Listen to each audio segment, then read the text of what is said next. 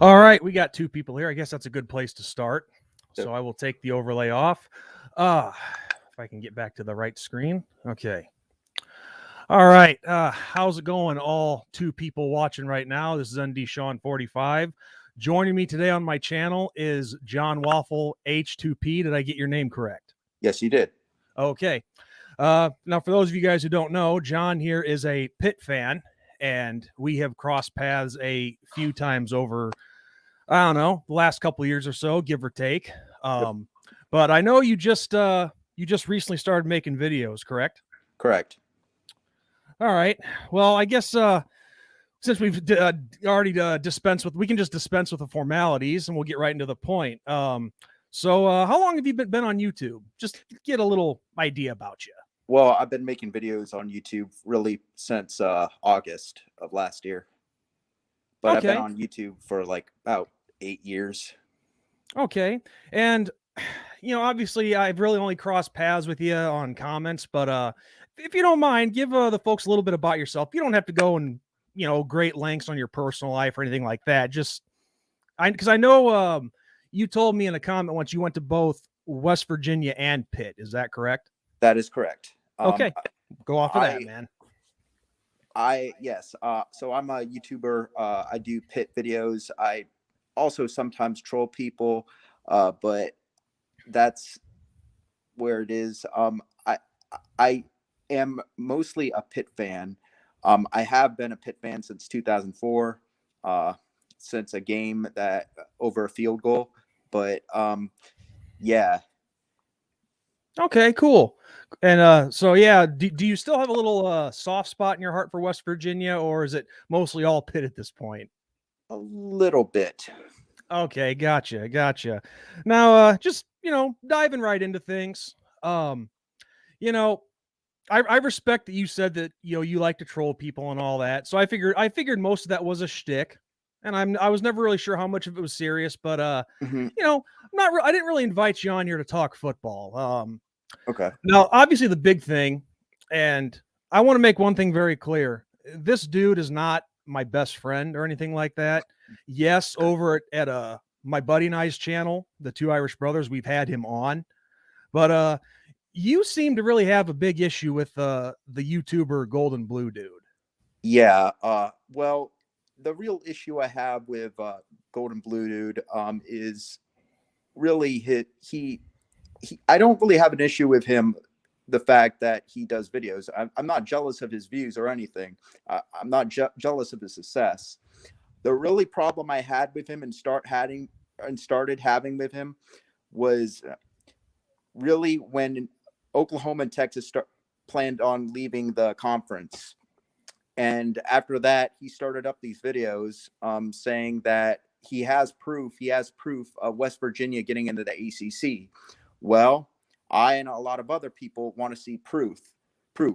And so I made a video about it, and his fans didn't like it, and I became, I guess, public enemy number one. Okay, well, you know something, as much as you and I have disagreed about things over the years, I know what that feels like because I've had, I'm not going to really name certain names, but I've been on the receiving end of attacks from, certain people's fan bases and all that.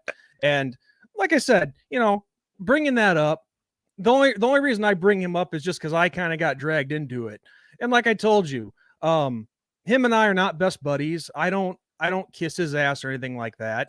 Because I know you kind of seem to think that about me at one point, but myself, all I've ever thought was just that, you know what? Despite what you think about him having contacts and that whether you think he has proof or not, I always just thought he had interesting topics that were worthy of discussion. Because I know when I had my buddy Magnum on last week and you came there under a different name, and because this, I admit to everyone watching, this guy here, John, I did have his main channel blocked, and just over years of just what I felt was nonsense. I'm not going to lie to you. Because it got kind of tiresome after a while, but I just always felt that he had good stuff that would start discussion. And you're right. Even my buddy Magnum said this on the stream that we did where you were there. You heard it. Yes. Yeah, people on the internet, you got to be wary of what they say. But you gotta give it a chance too. He could be telling the truth about him having connections. Well, yeah, that I would I wouldn't be on here bashing him if he gave certain proof, but he's basically saying that he has proof like from the administration and like the politicians or whatever, but he's not showing them. Like it's like a it's like a controversy. Well, I can see how it would Conspiracy. definitely look like that. I Yeah. can see that. I'm gonna be fair here. I mean, yeah, I know how it might look because you probably seen us a little bit over at the Two Irish Brothers show. As I said, we've had him on. It might seem like I'm being biased here on that issue, but really I'm not. I give everyone a fair chance to make their case, whether, like I said, whether we disagree on things or not, whether we like each other or not. Mhm. I try to be as fair as I possibly can with everyone. So, but yeah, I mean, to be fair though, at the same time, if he does have connections, let's just say for argument's sake that he does, that what you don't like about him, let's say he's actually telling the truth about it. You know, would you really expect someone to give away connections and burn those kind of bridges? Well, no, of course not. Okay, that's fair. I'm glad you can be fair on that. But personally too, it could just be when you hear some tidbits of, you know, something like that, somebody tells you something, I could see how it would get somebody worked up, whether they like the idea of something happening or they don't like it. You know, I've done that before too, where I hear something like, I don't know, oh, what's a good example?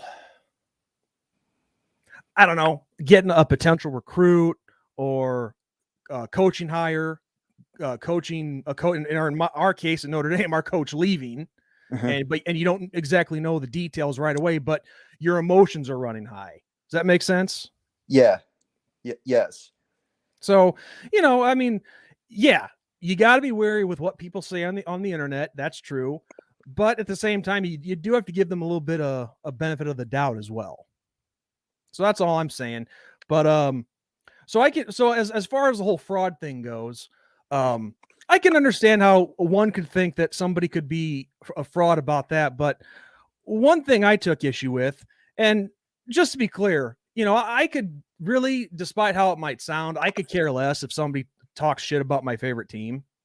I mean, when you think about it, is that really the worst thing that could happen to you in your life? Yeah. You know? Yeah. But of course, as fans, you know, myself included, we get emotional, we get worked up, good or bad. And, you know, of course, everybody likes the good more than the bad.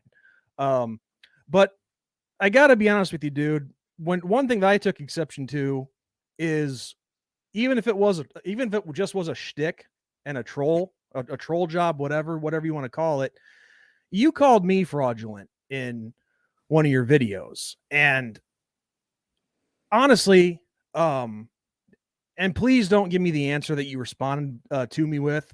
What exactly have I been fraudulent about? Well, some things. Like what? I really want to know, and I'll address it. I'll make it right. If I was wrong, I was wrong. Well, like you say, sometimes Notre Dame had the chance with Brian Kelly. I never thought Kelly was the right coach. Wait. Having an opinion about how well a coach could do is not being fraudulent. Just having an opinion about how a coach could do, and if I turn out to be wrong, I've always admitted that I was wrong. Like if I think Notre Dame has a chance to make the championship, or any team for that matter, that too, I'm wrong. If I'm wrong, I'm wrong. I admit it, but that's not exactly it's not fraudulent to have an opinion. Okay. Because when I hear fraudulent, I think like, I don't know, maybe I've told people that I like what you feel about Golden Blue Dude. Like I have connections to Notre Dame or to a conference or whatever. I've never said that. Yeah. Now, yes, I don't know if you've ever heard me say this before. It is 100% fact that I do have a relative that, well, when I've said, like in the past, there's a 1988 champion national title ring in my family. That's the 100% truth. And I can prove that without certainty. But obviously, you know, in my past with dealing with, you know, like I don't consider you brutal, but when people who troll me and, with the said person whose name I'd rather not mention, Yeah. and it's gotten pretty serious. I don't want to put my family in the line of fire. But yes, I had a relative that worked at Notre Dame for many years, was involved with the football team. He got himself a national title ring. So that part is fact. But I myself have never claimed to have direct ties to a university or claim to know what a conference is doing. So that's something I would consider to be fraudulent, but I've never been like that. I've never said anything like that. So if there's something else that I've been fraudulent about in that aspect, because like I told you, having an opinion on how you think a coach is going to do or a team, that's not being fraudulent, man. And you know better than that. Mhm. Because I don't think you're a stupid guy. No. So please go on. I don't want to just have me be talking the whole time. But Well, if anything else, I want to know. If I'm honest, wait, when did I call you fraudulent? It was in and this is not a dig. You hadn't started showing your faces in your videos yet, Right. and you started going off of your issues with Golden Blue Dude, and then you mentioned me. You said, "Yeah, ND Sean 45, he's a fraud too." I think I forget which video it was. I can't remember what it was titled. I think that was just me being. I mean, I'm not trying to change anything, but I think that was me really just being salty. I was blocked and stuff. Okay. All right. And, look, hey, I do block people. And I admit it. I've admitted it many times on both channels. But it gets to a point where I want someone to actually add something meaningful to the conversation. And I can take, like I said, I can take trash talk all day long. It's no problem. Believe me, I've been on YouTube since 2009, whether it be here on my own channel or the Two Irish Brothers. I've had my growing pains. Mm-hmm. And believe me, when you start, let me tell you something, since you're practically new to actually doing videos, I'm telling you, it's a culture shock when you start hearing opinions and comments from other people that aren't exactly flattering. Right. So I've been there. I know.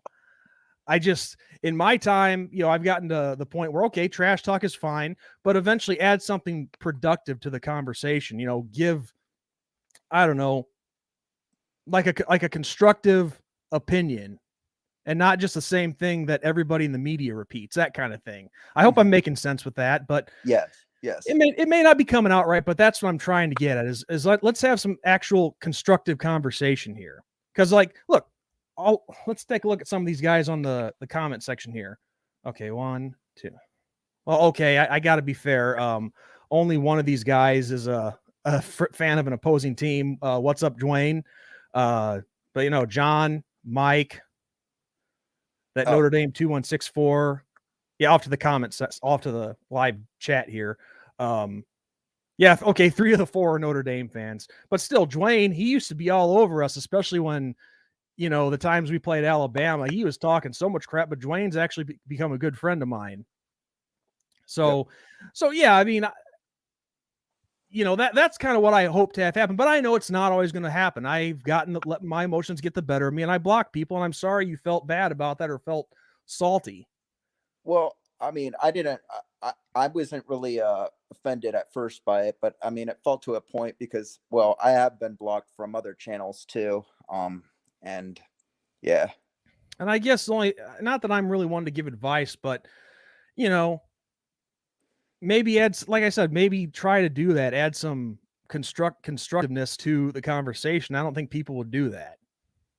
Yeah. But I can understand, like I said a million times, I can understand trash talk. I mean, that's a part of the world of sports, not just sports in general, not just college football. And I get that, but it's just, I took, when you called me fraudulent, like it's one thing if you said something like, oh, look at that ND Sean 45, he cheers for a shitty team. Oh, that's fine. But I just took exception to being called fraudulent because I've always tried to be honest with people. Last thing I want to do is lie to anybody. Yeah. So I took exception to that. I apologize if you took offense to that.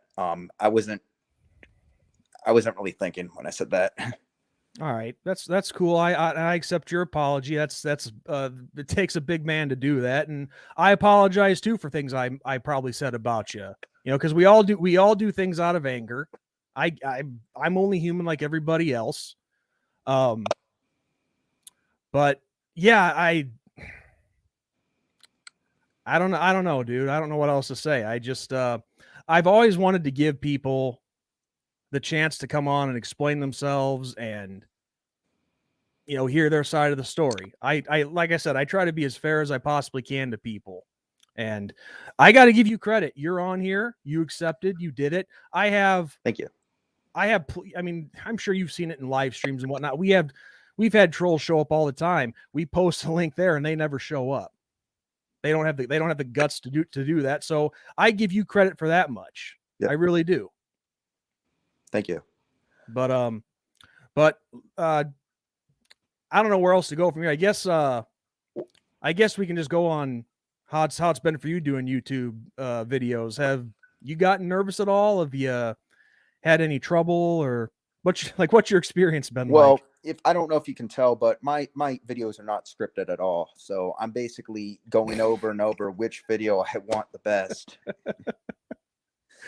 I don't go that way either, and believe it or not, Ben and I never really have anything set up either. So we know that. That's how we roll too. Mm-hmm. But no, it's definitely tough to get on a camera, and especially going live like this, because there's no retakes, man. No retakes. Being honest, and any video that with recorded videos with myself, like when it's just me on my own, I swear to God, it takes me like 15, 20 takes to get it right because I want to get it right. Right. So I guess maybe that's where having a script would help, but no, Mm-hmm. I always just believe in, going raw and trying to show people the real you, if that makes any sense. Right. But yeah, so you said that, just to get a little bit to know about you. And like I said, I don't want to involve people's personal lives. I do that myself. Cause hey, I'm sure you've seen recent drama in the community, right? Right. The biggest mistake you can make is involving your family. Yeah. Or significant others or whatever. But you said you were a computer programmer, correct? Correct. What's that? Oh, cool. How's that career been going for you? Is that something you enjoy? Yes. Nice. That's cool. But I don't know. Is there any questions you have that you'd like to? May I ask what you do? Like to? What I do? I'm not going to give out the company name, but I do machining for a living. I work in a machine shop. Okay, interesting. I wish I could give more, and believe me, I'm proud of the company that I work for, but it's not a government job, but they're high on security, if that makes any sense. And I think if they saw this, they wouldn't like me discussing okay their company. I apologize. No. You don't need to apologize for that. You don't need to apologize for that. No, I work in a machine shop. I basically just load parts, press the button, and go. That's what I do all day. Mm-hmm. But it's pretty much what I've been doing my whole life. Of course, when you're a kid, you want to do something else, like be you shoot big when you're a kid. Because I know when I was a kid, all I ever wanted to do was play outfield for the Cubs. Yeah. But of course, you realize pretty quickly that it takes a special kind of person to do something like that, and I'm not that. Yeah. But I guess one thing we could do here is any of you guys in the comment sections have any questions for myself or for John? Oh, I guess John Monty here wants to know, did you go to Pitt for 4 years and then get your master's from West Virginia? Yes. Okay. Sean is always triggered. That's not true. Come on, don't lie. For the most part, I'm a pretty easygoing guy. Let's see. Dwayne Roll Tide Roll. He says it's cold down south, 28 degrees in the morning. How cold is it here in Illinois? Right now, let's see. It was like 7 degrees this morning here in my neck of the woods. We just had a little snow not too not too long ago. 18 degrees right now. How about in your neck of the woods, John? What's the weather like there? Well, it's in the 30s. Yeah, Oh, so you guys have a heat wave going on. a little bit. Yeah. Nice. Oh, let's see. What else do we got here? Well, I guess we can just talk about some of the questions or the comments we have so far. Um, Oh, Mike Biederman, thanks for the subscribe. Thanks for subbing. See, I told you you'd get something positive out of this. Yeah. Let's see. Another one from Dwayne. I found that it don't take much to set some people off. Yes, that's true. I've been guilty of that. Never said it didn't happen. John Monty. With Kelly leaving, that's the best thing that could happen to Notre Dame. Yes and no. There's pros and cons to both sides of it. I mean, I'm not going to lie. John, you're more than welcome to comment on this too, but I liked Brian Kelly. I get that he definitely could be an asshole. And believe me, my relative told me some interesting stories about that from working with him. But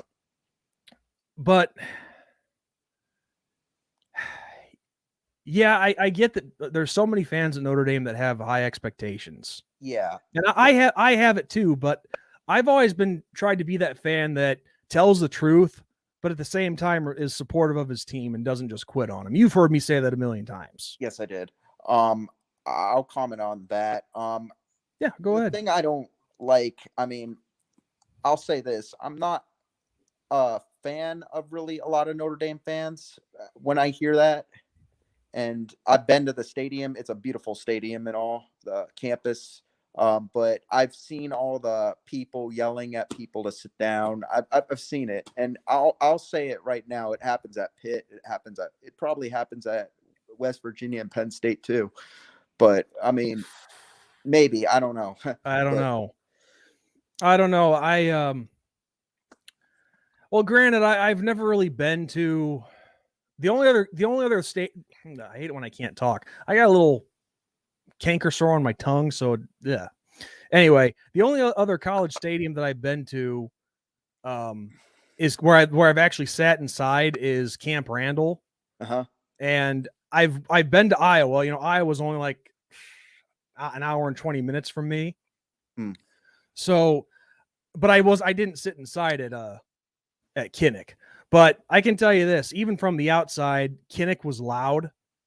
And actually sitting inside at Camp Randall, holy cow. Those people get nuts. And yeah, I've been going to Notre Dame since, to games since I was 13. And yeah, the atmosphere is so different. I don't know what the reason is, if it's because Notre Dame only has like an 8,000 an 8,000 student body. I don't know if it's too many old timers, but you can't really say the old timers because all fan bases have old timers. But it's like the idea of going to a game, and this is where I agree with you. You are 100% right. I've said this numerous times, and I know this is a mistake because, with Ben and I trying to build our channel, it's probably a mistake for me to badmouth our own fans. But like I said, I tell the truth.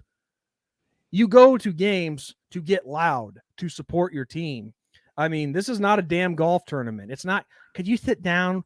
We're trying to watch the game. And I cannot tell you how many times I've gotten that.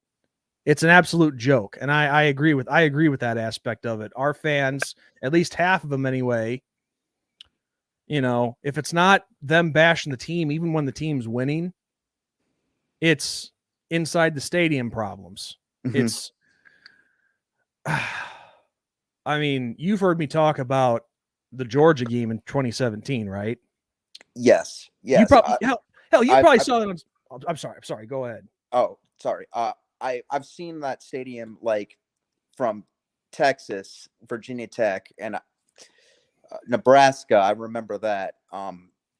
And really like that, it was all filled out with other teams' fans. It was all like they sold the other team their stadium.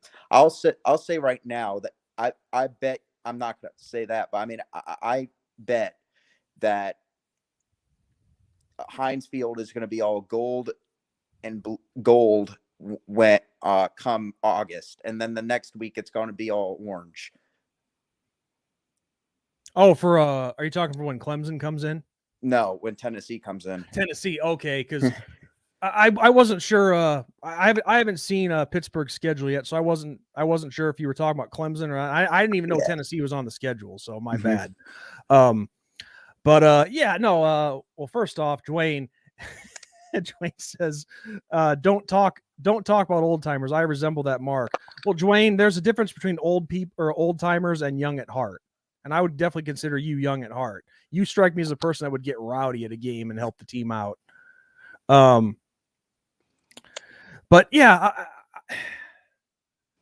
no, it was I guess you didn't need to be there or watch the game. You could probably just have seen it on Sports Center or something. But yeah, Georgia comes in, half of that damn stadium is red. Same thing happened back in 2000 when Nebraska comes in, and there's definitely, I think, a culture issue at Notre Dame amongst the fans. So yeah, you would think that I would take offense to what you're saying, but a lot of what you're saying here is stuff that I've said myself, and I probably actually have said it worse than you have. But I just don't get it. Like, why would you sell your ticket? Well, I know why they do it, but it's like, what doesn't make sense is they won't go to the when a big team comes to town like Georgia, they won't go to the game for that. But if the very next week, say they're playing, I don't know, Temple, the stadium is full, hardly any red whatsoever. Because I'm pretty sure, Temple is red, I believe. It's cherry red, yeah. Okay, yeah. But hardly any color from them at that point. So that doesn't make sense to me. You claim to be a fan, you love this team, but you'll sell your ticket to the big games just to make an extra buck. So all I can say to those people that do that, whether it's with Notre Dame or any team, don't bitch if the team doesn't start doing well when you're selling your tickets just to make a buck. I have zero respect for people that do that. I mean, and yeah. What was I going to say? Oh yeah. I've said this before, but I have a cousin who does that with Notre Dame. He buys season tickets every year just so he can sell them off and make a profit on them. And it's like, what are you doing, dude? Like, I understand everybody wants to make money. Hey, I'd want to make money too, any way that I could, within reason. So I better be careful when I say that. But what I'm saying is, a team that I love and am passionate about and have been my whole life, I'm not going to buy their ticket and just sell it. And if you're going to sell your ticket, can't you sell it to another fan of your own team? You're right. That's what I don't understand by this. They claim they don't want to go to the game, and then they could put it up on. They have like apps for this, like they could move it to like SeatGeek and stuff, right? And like they can make their prices. But I guess I heard rumors. I don't know if it's true at Notre Dame, but I heard rumors like that some of the fans stand outside and sell the tickets like while they're there. I've seen it. Yeah. Believe me, I've seen it. But obviously you still got to be careful though, because I don't know how much they enforce it, but you can get your especially if you're a season ticket holder. Well, I mean, obviously if you get caught scalping, you could get arrested for it. But if you're caught selling your season tickets, you get them taken away for good. Okay. I mean, of course, it could work differently at every place, but I'm not entirely sure on that.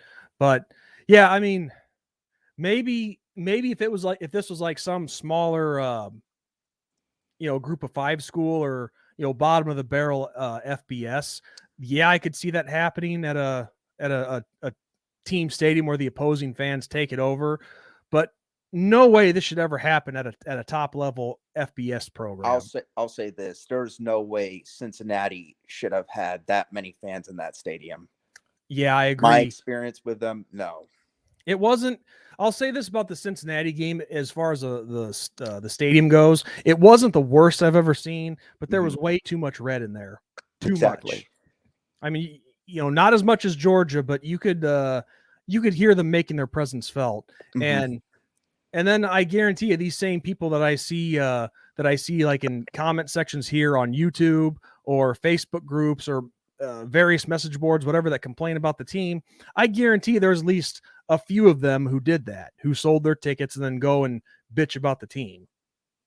It's like, well, not that the stadium, not that the fans in the stadium make all the difference. I'd be stupid if I said that, because even though the Georgia game and Nebraska in 2000, even though those were takeovers essentially, they were still close games. We had them on the ropes, but we couldn't finish it. So that's not the sole factor, but it's like, it just leaves a really bad stain on the fan base when that happens. Because it's like, where's your fanhood? Is that all you have on your mind, is making an extra buck? So yeah, I don't get it. I couldn't even, maybe you've seen it yourself, but I couldn't see Pitt doing that. Does it happen? It happened with Penn State a few years ago. It's going to happen with West Virginia and Tennessee. I can see that. And I mean, I'll give them credit. They travel a lot. But it's just, I know, I don't want to say it's going to happen, but I can see it happening with those two games, specifically. It didn't happen with Clemson this year, but I don't know. Well, I can tell you this as well, and hopefully for your team's sake, I hope not. I hope, when I say that no other top level BCS program would do that except Notre Dame, I hope that's the case for your sake, because I mean, that's just, I don't know. It's just crazy that a top, regardless of the kind of people in it, a top level fan base like Notre Dame, numbers at least is what I'm getting at. You wouldn't think that problem would exist, right? And it shouldn't be. It shouldn't happen at Pitt either, because even though, and this is not a knock, but that Pitt hasn't really been a national championship contender for years, for a while. Yes, and I have something to say about that. Sure, go ahead. We had a guy, I'm going to call him an idiot for the sake of this video, that in the 90s we had, I don't know if you know, we actually had an on-campus stadium years and years back. Oh yeah, and believe me, I'm 36. I've seen games in that stadium. Oh, cool. I never have. I mean, I've never been there, but I've seen coverages. Okay. TV coverages. That's cool. But that stadium would never, I mean, when I see that, I see a lot of fans in that stadium. Heinz Field is not a home for Pitt football. It isn't. It's gold bleachers. I've been there. It's unsettling, like the place. And like when other fans say that we don't show up to games, that's true. We don't show up to like the UMass game. To Pittsburgh, we're basically the Division II team for the Steelers. Well, let's face it, that stadium was built for the Steelers, not exactly. For Pitt. Exactly. But we had a guy, but I'm just going to say his name. His name is Chris Peterson, an AD. He also screwed Nebraska, but that's another story. But this guy came in and tore up our stadium and just gave it, and that's where the basketball stadium is. Now, Pittsburgh is not a basketball city at all. It's always been a football city. So, but they've had some pretty good basketball teams. Exactly, but not as historic as the football team. Right. Yeah. So I mean, like they could have. I mean, I don't remember where they used to play, but I mean, I don't see the problem where they were there. But I'm rambling too much. But no, it's all right. I've been doing that myself, so don't feel bad. Tell your story. The thing is, Pitt. Chris Peterson, the AD at the time, screwed up Pitt by having that stadium demolished, and there's photos of that, and that looks depressing. That stadium is where Dan Marino, Tony Yes. Dorsett, all Mike Ditka was there too. Yes, the tight end Bears coach. Believe me, I know the duck coach very well.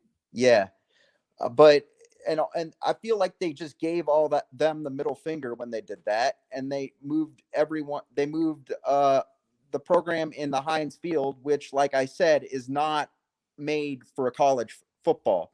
I think that's really, in a way, the same problem in Miami because they tore up the Orange Bowl, and yes, that wasn't on their campus, but it was their home stadium. All their Yes. history was there.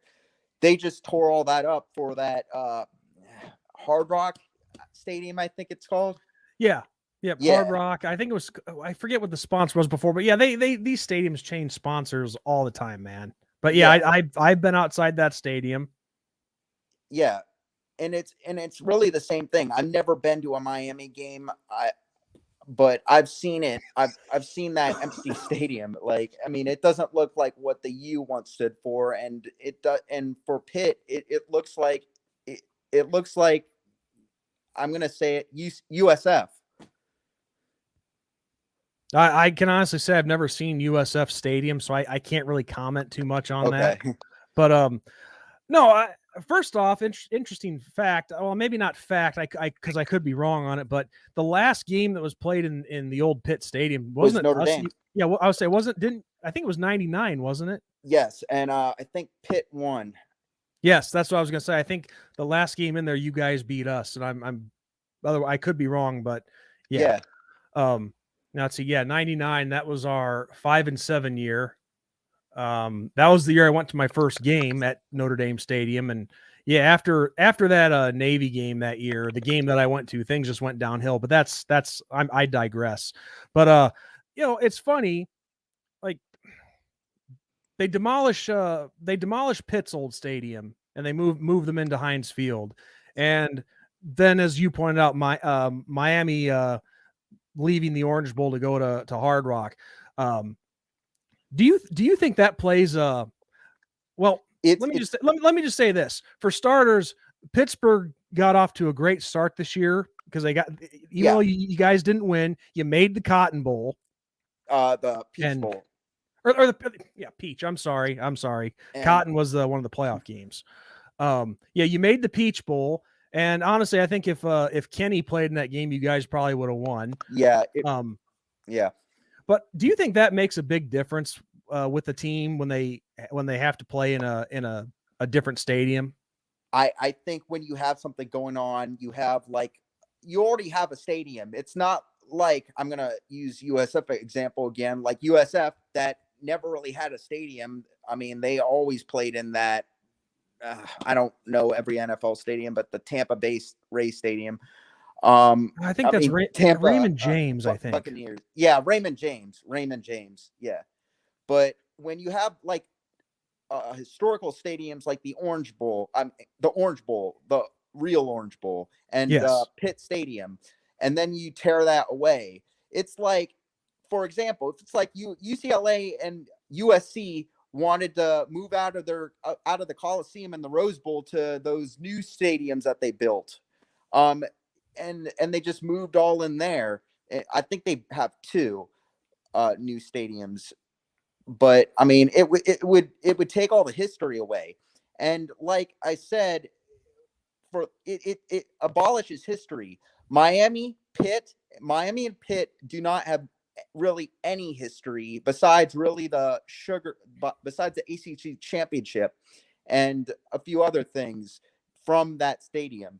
You can't walk into that stadium and say this is where Joe Smith won the Heisman at or whatever. I mean, well, and that's kind of go ahead, finish. I'm sorry, I thought you were done with your point.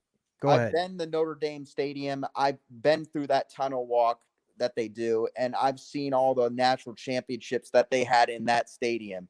And man, it makes you emotional in some way. Well, the seeing funny that. part is, the brick part of that building. That's the original stadium. Yeah.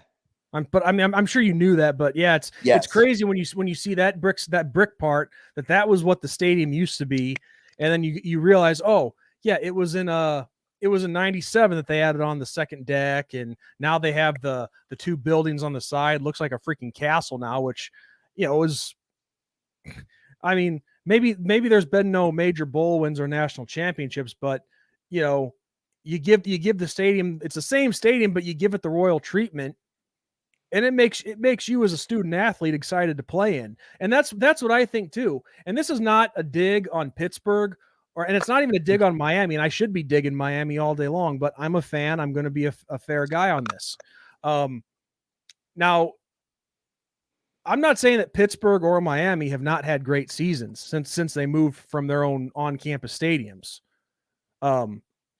Since Miami moved from the Orange Bowl and Pitt from their stadium to Heinz Field. You guys have had you guys and Miami have had good seasons. But I don't know. There's just been something different about both those programs. I mean, Pittsburgh always used to be in contention for the national title.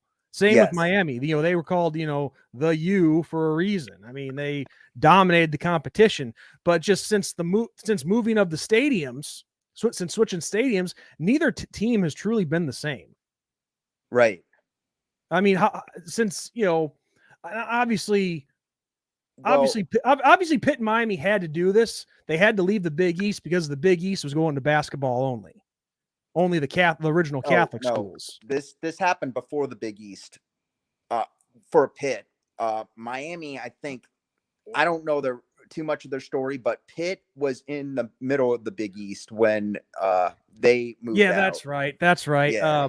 Well, the point that I'm getting at is, I guess that was mostly with Miami I'm getting at here, but stadium change or not,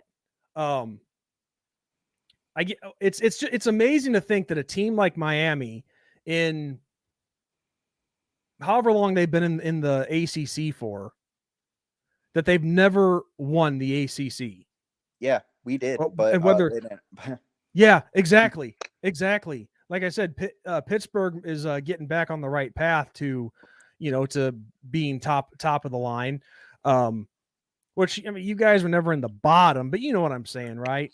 Yeah. I honestly don't think Pitt will ever be a contender for a national championship again. I have to say that. I think our ceiling is maybe getting to the playoff. But I mean, I don't know. I'm optimistic. Hey, would you be opposed with I know this is for the two of us, but would you be opposed to having a guest come in and say hi real quick? Yeah, I'm all fine with that. All right, let's see. It's TikTok Chess Hall, by the way. Okay. Chess, you want to come in and say hi for a couple minutes? You're welcome to. There's the link. But yeah, I guess what I'm getting at is, overall, you can just tell that neither program has been the same since changing stadiums. Yes. And but all I know is, yeah, those Pittsburgh teams of old, the Dan Marino days, they were killer. Mm-hmm. What's up? Hey, hello. Chess, how you doing? I'm doing good, man. How are y'all? Good. Not much, man. I honestly, I don't know how you felt, but I was coming in here expecting hostility, and that really hasn't happened. No, dude, we won the national championship. It is what it is. I'm not one of those Georgia fans that's going to come on here and brag and boast. Sean knows that. So, Magnum's one of my best friends, and you muted yourself, Chess. I know, I got you. Okay, no, dude, Magnum's one of my best friends. Expect that from Georgia fans. So you're all good, Chess. Yes, it's been a crazy year for the dog. I said at the beginning of the year it was going to be the year of the dog, and it was. I'm happy that we won it all. It is what it is. But man, I just want to come on here and say, hey, Sean, support this channel. You're a good dude. Well, awesome you know dude. what? I appreciate everybody coming here, but I'd rather you guys go and support the Two Irish Brothers channel, as bad as that sounds, or both if you want to. I don't care. But the two Irish brothers one is the one that Ben and I are really trying to build up, and not saying it's going to happen. Nothing's a guarantee in life, but we'd like to try to build that and see where we can go with it. So anybody watching, that's the channel to hit up. Yes, sir. I will go over there, and I don't think I'm subbed up to it, but I will be subbed up to it. And here in a second, man. Thanks for letting me on, man. I appreciate it, brother. You have a good day, okay? No problem, no problem. But hold on, you can stay a little longer. This isn't just me and John here. Yeah. But I got to tell you one thing, Chess. I know that and I'm not rehashing old wounds here, but just so everybody hears me saying it, I apologize for comments that I made to you last year when well, without going into too much detail, when shit hit the fan with a certain somebody. Oh, yeah, dude. You don't have to apologize for anything. I apologize to you for being a jerk. Yeah, it's all good. I'm glad we're at peace, and like I said, guys, to everybody who's watching, and John, Chess and I we made peace behind the scenes, but I just wanted to say publicly that I apologize for that. I just was at that time, Chess, during the whole challenge stuff, I was just angry, and I said plenty of things I shouldn't have, and I'm man enough to apologize for that. And now that I know the whole story, Yeah. I know I was really wrong. So yeah, it's cool, man. Trust me, dude. These past couple of months, you know that I have been in the same situation as you, if not worse. I don't know about worse and like that, but no, drama free. Yeah, drama free. You've got. Believe me, I can say this. You've gotten it worse. But you know what? We're not going to discuss the past or anything like that, or give anyone ammo to come at either one of us again. But what's on your mind, Chess? What's some things that's going through that head of yours right now? Oregon week 1, man. I'm ready to destroy them. I'm ready to get it over with. They got Bo Nix as their quarterback. He's never beat Georgia. Our defense, probably one of the best defenses, I don't know, since maybe '92 Alabama last year. We lost a lot of guys, but I'm certain that we can get it done against Oregon because they got Bo Nix as their quarterback. He's never beat us, and I'm just focused on week 1, man. It's crazy. Yep. When I first heard that news of Bo Nix transferring, I honestly at first didn't think he had any eligibility left. Oh yeah, me too. Yeah, he's been. Or was it because of the COVID year? I think it's because of the COVID year. Okay. Yeah. Mm-hmm. So yeah, I think we all have some pretty big games week 1. I mean, John, who do you guys play week 1 next season? We play West Virginia. That was week 1. Okay, if you said that was the opener, I guess I forgot. I knew you were talking about it. It was going to be week 0 for a minute, and then I guess they moved it. I don't know. I think it's week 1. Okay, first game of the season.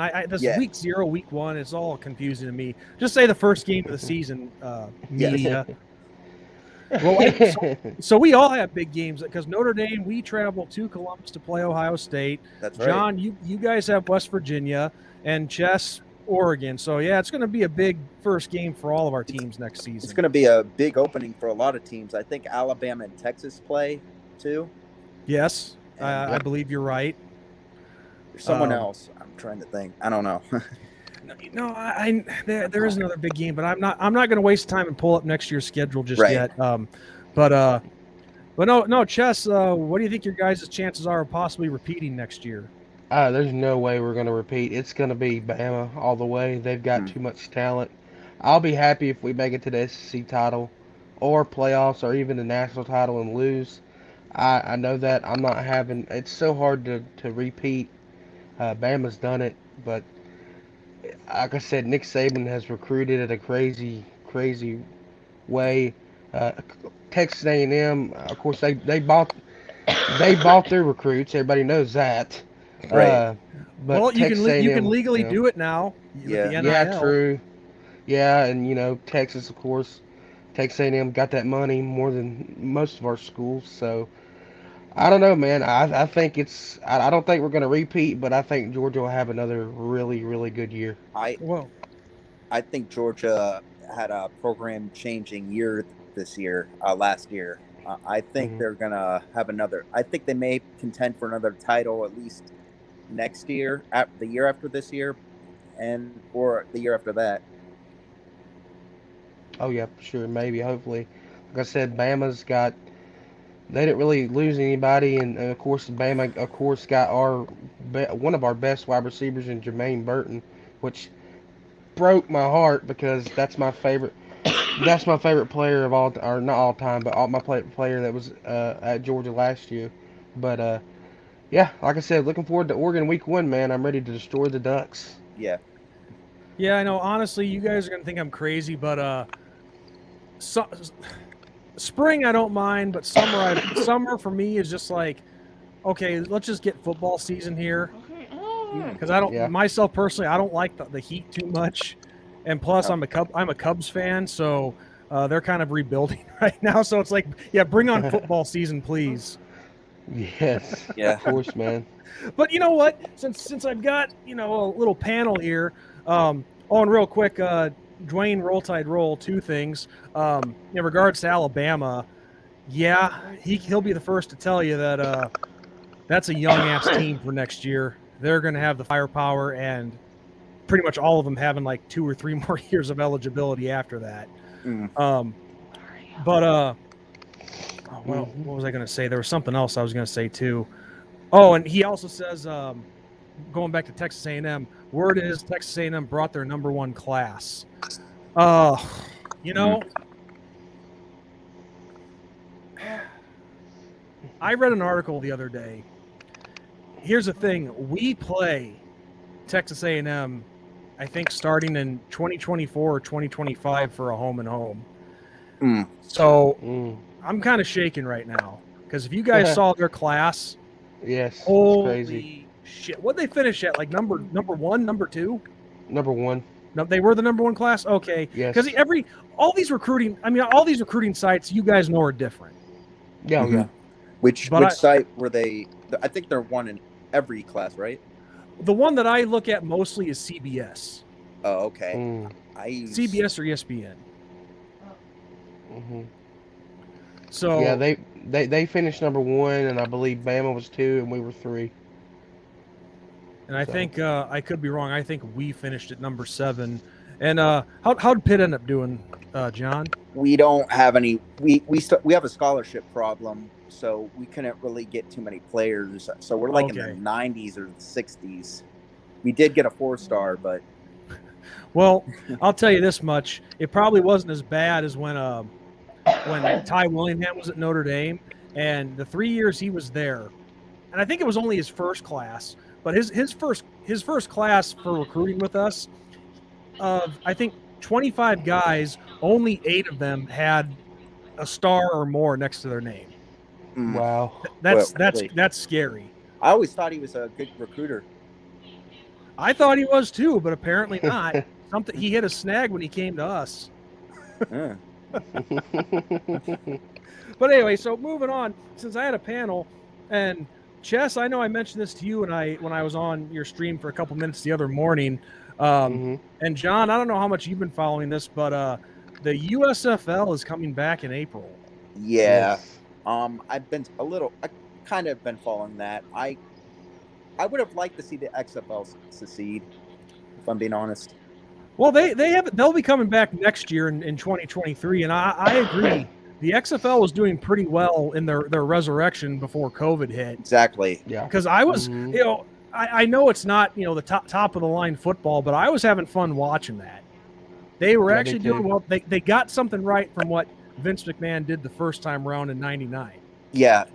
That was a disaster. We all know that. But yeah. This time around, they seem to have their shit together. And it was some of the rule changes they implemented, like on the kickoffs, I thought that was pretty good. Yeah. Just small things like that, usually things that would drive the fans crazy, they got some things right. So it was actually, see you later, Dwayne. Thanks for stopping by.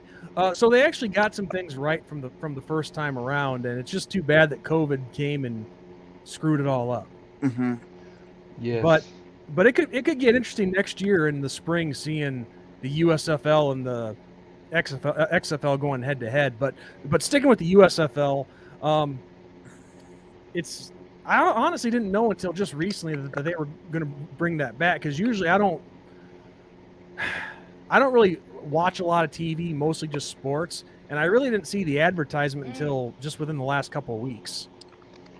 Yeah, I didn't know about it until you told me about it. I was like, wow, okay. New Jersey Generals, all right. Yeah. I think I've officially decided on the Houston Gamblers because it, and I recommend this to everybody who's still watching and to you guys as well. If you haven't seen it, go watch the 30 for 30, the ESPN 30 for 30 from Elway to Marino, which is what covers the whole 83 NFL draft. Phenomenal documentary. Yeah. Jim Kelly was the third quarterback taken, and he was drafted by the Buffalo Bills, did not want to play there. So he actually spurned the Bills to go play for the XFL, and the Houston Gamblers was the team that he played for in the XFL or the USFL, excuse me. And I've always liked Jim Kelly, one of my favorite quarterbacks, believe it or not, despite being a Bears fan. So based on that alone, I got to go with the Gamblers. Yeah, I can thank the New Jersey Generals for taking Herschel Walker away from us his junior year. If he would have stayed, his records probably would have never been broken. Just being honest with you, but Probably. I don't know who I'm gonna root for yet. I'll find out before week one. I don't really know the team name, so I really don't have a star in this. Well, I can tell you this, John. That they're all names from the original USFL back in '83 when it first started. So we got the Pittsburgh, Pittsburgh, right? The Pittsburgh Maulers, the Houston Gamblers, the New Jersey Generals, the Tampa Bay Bandits. Okay. What was the team in New Orleans? Was it the New Orleans Breakers, I think? Yeah. Then there's one in Michigan. I forget. But all I know is there's 8 teams. And I guess this first season, they're going to play all their games in. Oh, there's a team from Birmingham. Team from Birmingham, Alabama. Okay. So I forget the Birmingham Stallions. Yeah, that's it. No. Or was that? It was the Stallions? Okay. I think it's the Stallions, yeah. Because I was thinking the Birmingham Stallions was from the that Allegiance of American Football that failed miserably. Oh, good grief! but all I know is Birmingham has a team, and there's a couple. Then I think I think Dallas Stars is or not Dallas Stars. There's a team called the Stars, but they're not in Dallas. Not the hockey team. No, I know one of the teams is coached by Jeff Fisher. I know that. Yes. Yeah, Jeff Fisher's in this a coach. Todd Haley. Skip Holtz. Yeah, I'm just curious about some of the players that's going to be in it. You know. Well, it sounds like they're going to have like a draft in March. Oh, yeah. I think. That's right. I think I could be wrong, but all I know is this first season, all the games are going to be played at in Birmingham. I think it's where the UAB Blazers play. Oh, okay. Okay. And then I think if a year 2 happens, half of the teams will play in their own respected cities, and then year 3, all teams should play in their respected cities. But of course, you focus on the first year. Yeah. How is that going to work though? I think what they're going to do is they're going to play games on Friday, Saturday, and Sundays. That'd be awesome. Okay. So I don't know if they're doing double headers at the same stadium. I haven't read that far into it yet, but I'll have to check it out. But thank you, John. Thanks for stopping by, man. But yeah, I'll have to get more details. But I'm just excited that there's going to be another spring league this year. Hopefully they get some decent talent in there to make it enjoyable. Yeah, the more football, the better. I can't stand the off season, man. Especially if you're a content creator, it's rough. Very rough. And that's the thing, you know. I mean, normally in the spring you just have all of our favorite schools' spring game, and then after that, well, unless major breaking news happens and there's like a scandal or something, you know, it's like what else is there to talk about? So, you know, it's good to have more football to talk about, and it's well, in Ben and I's experience, you know, you have to start talking about other sports, so you can't just cover college football. I don't know how you guys' your basketball teams are doing. Ours is terrible. We choked the Auburn today. We're actually number 2 in the ACC standings right now. Oh, Really? nice. Both the men and the women are playing pretty well. I mean, we just beat NC State today. So conference, I think overall we're 16 or 17-7, which surprises the hell out of me after the way we started. Holy shit. Yeah, but we're like 9-3 now in ACC conference play, right behind Duke. Oh, okay. So it's looking like a dogfight in that ACC, and I certainly wasn't expecting us to be there because basketball has kind of dropped off for us. Yeah. Oh, Mike Biederman says we are 16-7 overall. Okay. Yeah, Okay. basketball. I pay attention just to Georgia football, and then the Falcons every once in a while when they're actually decent, which is never. I didn't even know Georgia had the #1 drafted player a couple years ago. Didn't even know he went. I didn't even know that from basketball. I didn't even know. It's crazy. Really? Do you remember who it was? No, I can't remember his name. I can't think of it. Honestly. Okay, I don't watch NBA anyway, so Yeah. I can't tell you either. But no, I definitely enjoy college basketball. But thing is, I don't really discuss a lot of basketball because I never played basketball. I'm not good at breaking down basketball strategies, so it's just not my thing. I mean, I only really know basic stuff, and that's pretty much it. But I wouldn't really know like how to play, when to play isolation, play zone defense. I don't even know where to begin with that. We'll just stick to football. Yeah, exactly. That's fine with me. So I take it you don't watch the Bulls? I used to. Okay. Oh, everybody I used to in the '90s. Oh yeah, for MJ. Well, and just the thing is, I even watched them into this century as well.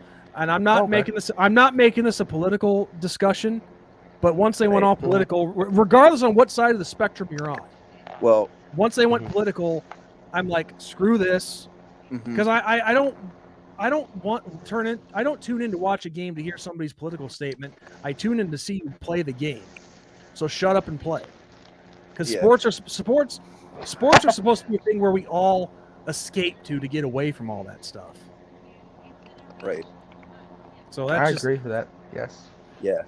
I guess I'm kind of a hypocrite in the aspect that I still do watch the Bears, and believe me, the political stuff goes on just as big in the NFL as it does the NBA. So I guess that's where I guess I'm kind of a hypocrite there, but I love football. That's the one sport I've been super passionate about. So I have no problem giving up basketball. If that makes any sense. Yeah. I'm a hypocrite either way, so I don't know. I try not to be, but Yeah. All right. There's no way around it. I'm a hypocrite. Moving on. Yeah, moving on. Yeah. So I don't know. Chess, I got to tell you, I know you saw the comment, but I sure wish I could have been on your guys' show last night doing the trivia. I think only 2 of those. Oh, yeah. Only 2 of those Dude, I missed. Yeah, dude, it was fun, man. We have a lot of fun over there, bro. Every Fridays at 10. And that's fun. Just tell me, Chess, is Arizona still in California? Get off here and stop it. Chess, I'm not making funny. I'm just giving you a hard time. Oh yeah, you're good. So here's the thing, John. Chess was doing a trivia. I can't remember if it was on your show or someone else's, but Chess was in a trivia with some other guys in the community. He had the question, where did Rob Gronkowski go to college? And he was given a hint. They're like, or I think it was Trenches who said it's in the Sun Devil State. Arizona, obviously the state's Arizona.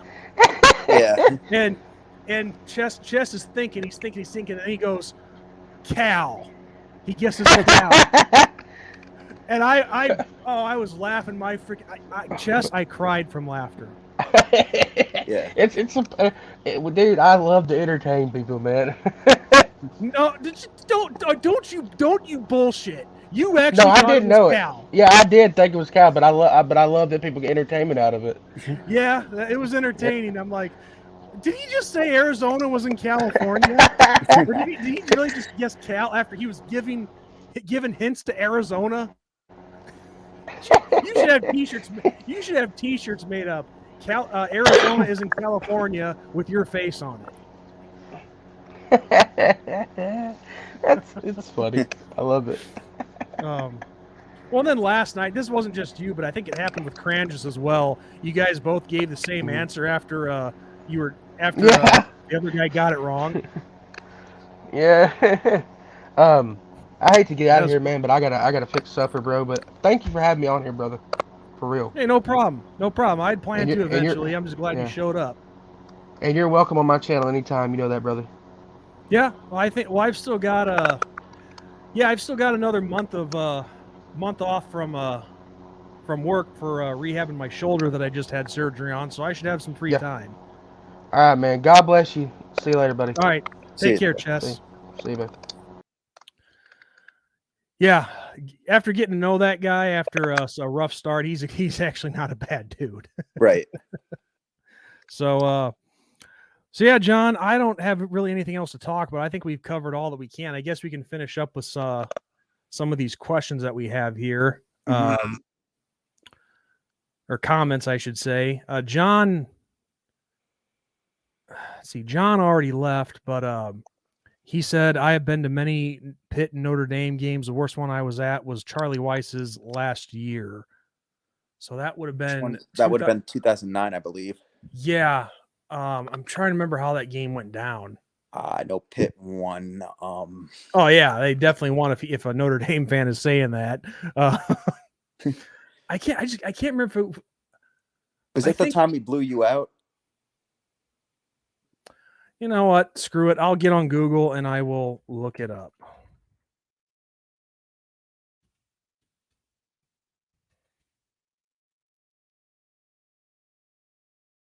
Okay. Yeah, it was a close win. You guys beat us 27-22.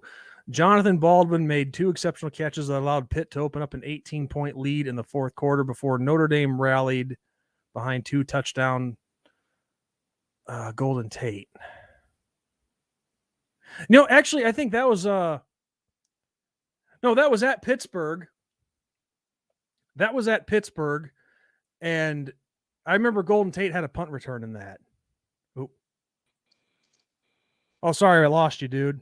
Yeah, I accidentally left. Okay. Yeah, no, that you guys beat us 27-22. Yeah. And I'm pretty sure that was at Hines, and yeah, I remember Golden Tate had a punt return that actually kept us in the game, and we had a chance to get back into it, but our defense couldn't make a stop. So okay. I remember that game. Now I was watching at my buddy's house. Okay, Boss Babes, what's up? Never seen you on here before. Hopefully you're not a troll. Let's see. John also said, I think Pitt should have their own stadium, and I saw a game against Pitt at the old stadium. I like that stadium. Yes, I agree. That was a nice stadium. Yes, it was. Yeah, nobody's really asking. Nobody's really asking questions here. Just more comments. Dwayne said when he was still here, I'm not selling my tickets. Bryant Denny Stadium is my Graceland. Much respect to that. Yeah, Bama fans.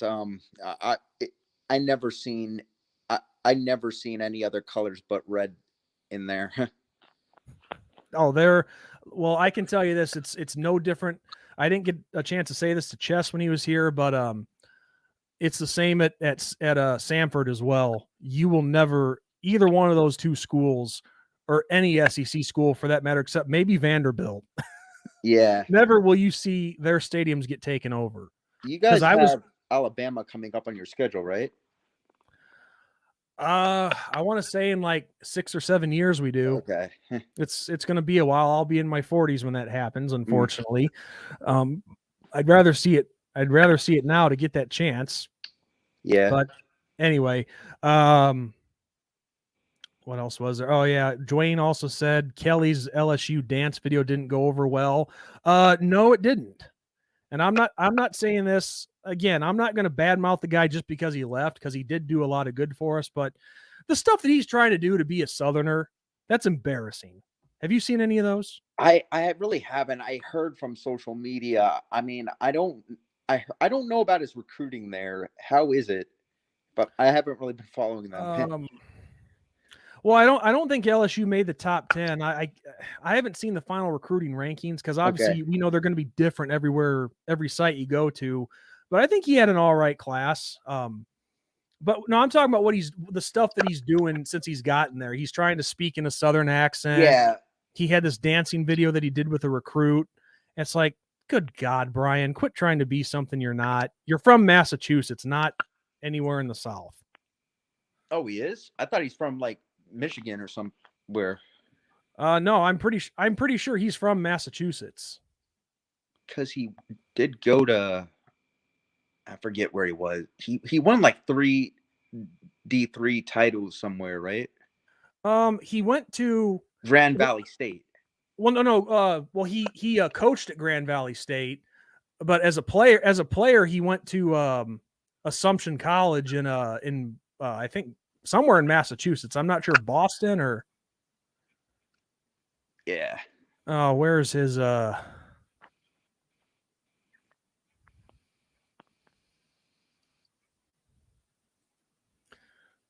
here's his Wikipedia. Yeah, he was born in Everett, Massachusetts. Man. Okay. But yeah, no, I think he did win a let's see. Yeah, he did win a national championship with Grand Valley State in 2002. No, he won 2 at Grand Valley State. Okay. 1, 2. So yeah, he had a lot of success there as a coach, but it's like, my point is, look, I get that you're trying to I know you want to, bond with your new team and your new fan base and all that and your players, but come on, don't be something that you're not. Yeah, I think it's silly. Like, I see the same thing. You mentioned Jimbo Fisher, like how he left Florida State and he's acting like a fool and stuff. Like, yeah, I don't get why they do that. Trying to do too much, I think. Yeah.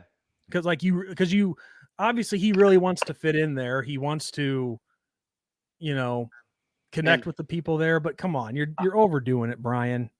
I'm not saying anything, but I think that is the best chance for him to win a national championship at LSU.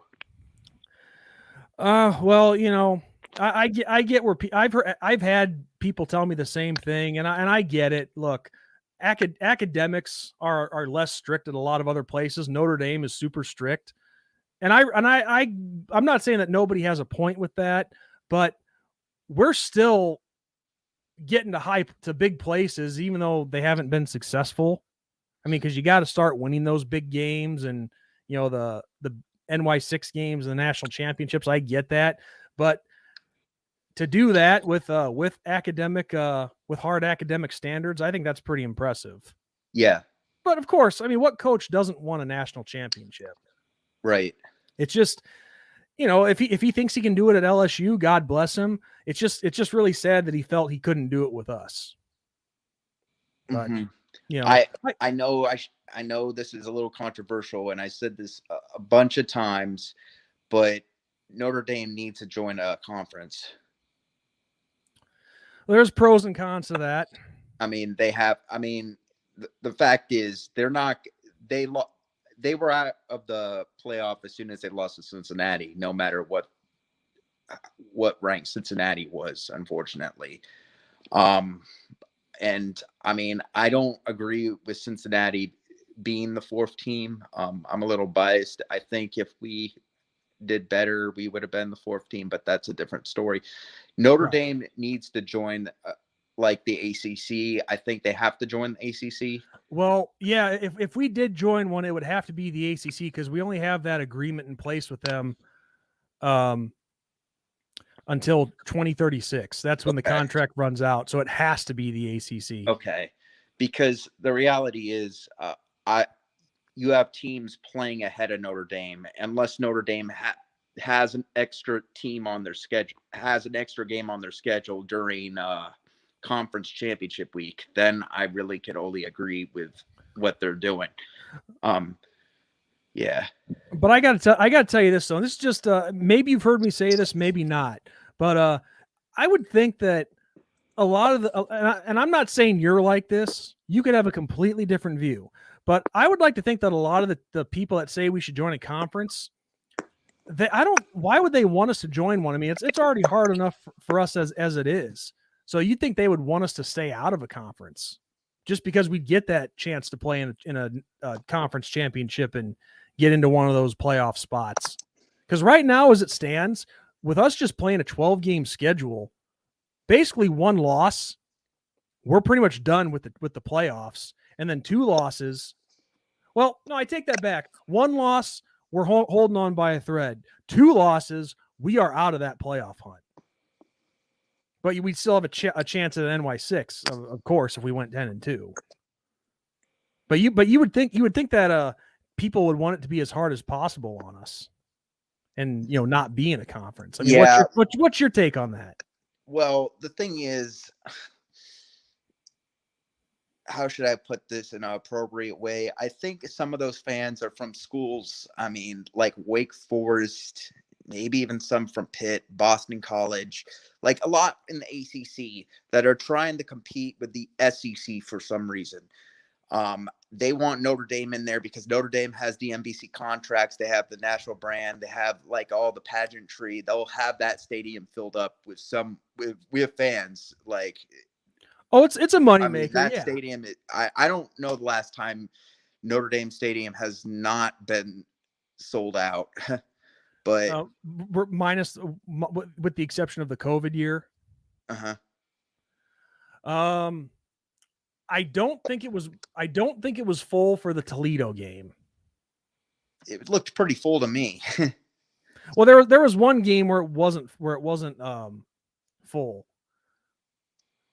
Okay, quick timeout here. John, do you know someone by the screen name Boss Babes? Boss Babes. Because this person saying I don't know unless it's someone from another account. Wait a sec. Is this TK? Because I see the picture of Joe Burrow. Tiger Cat. Because whoever this person is, I don't know. Are you talking about Tiger Cat? Yeah. I mean, I guess I don't know. I don't really know her. Well, she's saying that she loves you. I don't. Okay. and no disrespect, but John's not my co-host. He's a guest. Yeah. And I don't say that in a bad way, but it's not like we've ever done videos before. Yeah. Okay. This is my first time even doing a live video with someone else. How are you liking the experience? Yeah, it's good. Oh, okay. Okay. Yes, this is Tiger Cat. She says because you're saying all the right things. Okay. Hey, TK, do you want to get on here for a few minutes if you have time? I can post a link for you. Well, I tell you what, I'll post a link for you if you want to get on. You're welcome to come on, as long as you're cool with that, John. Yeah, I'm fine with it.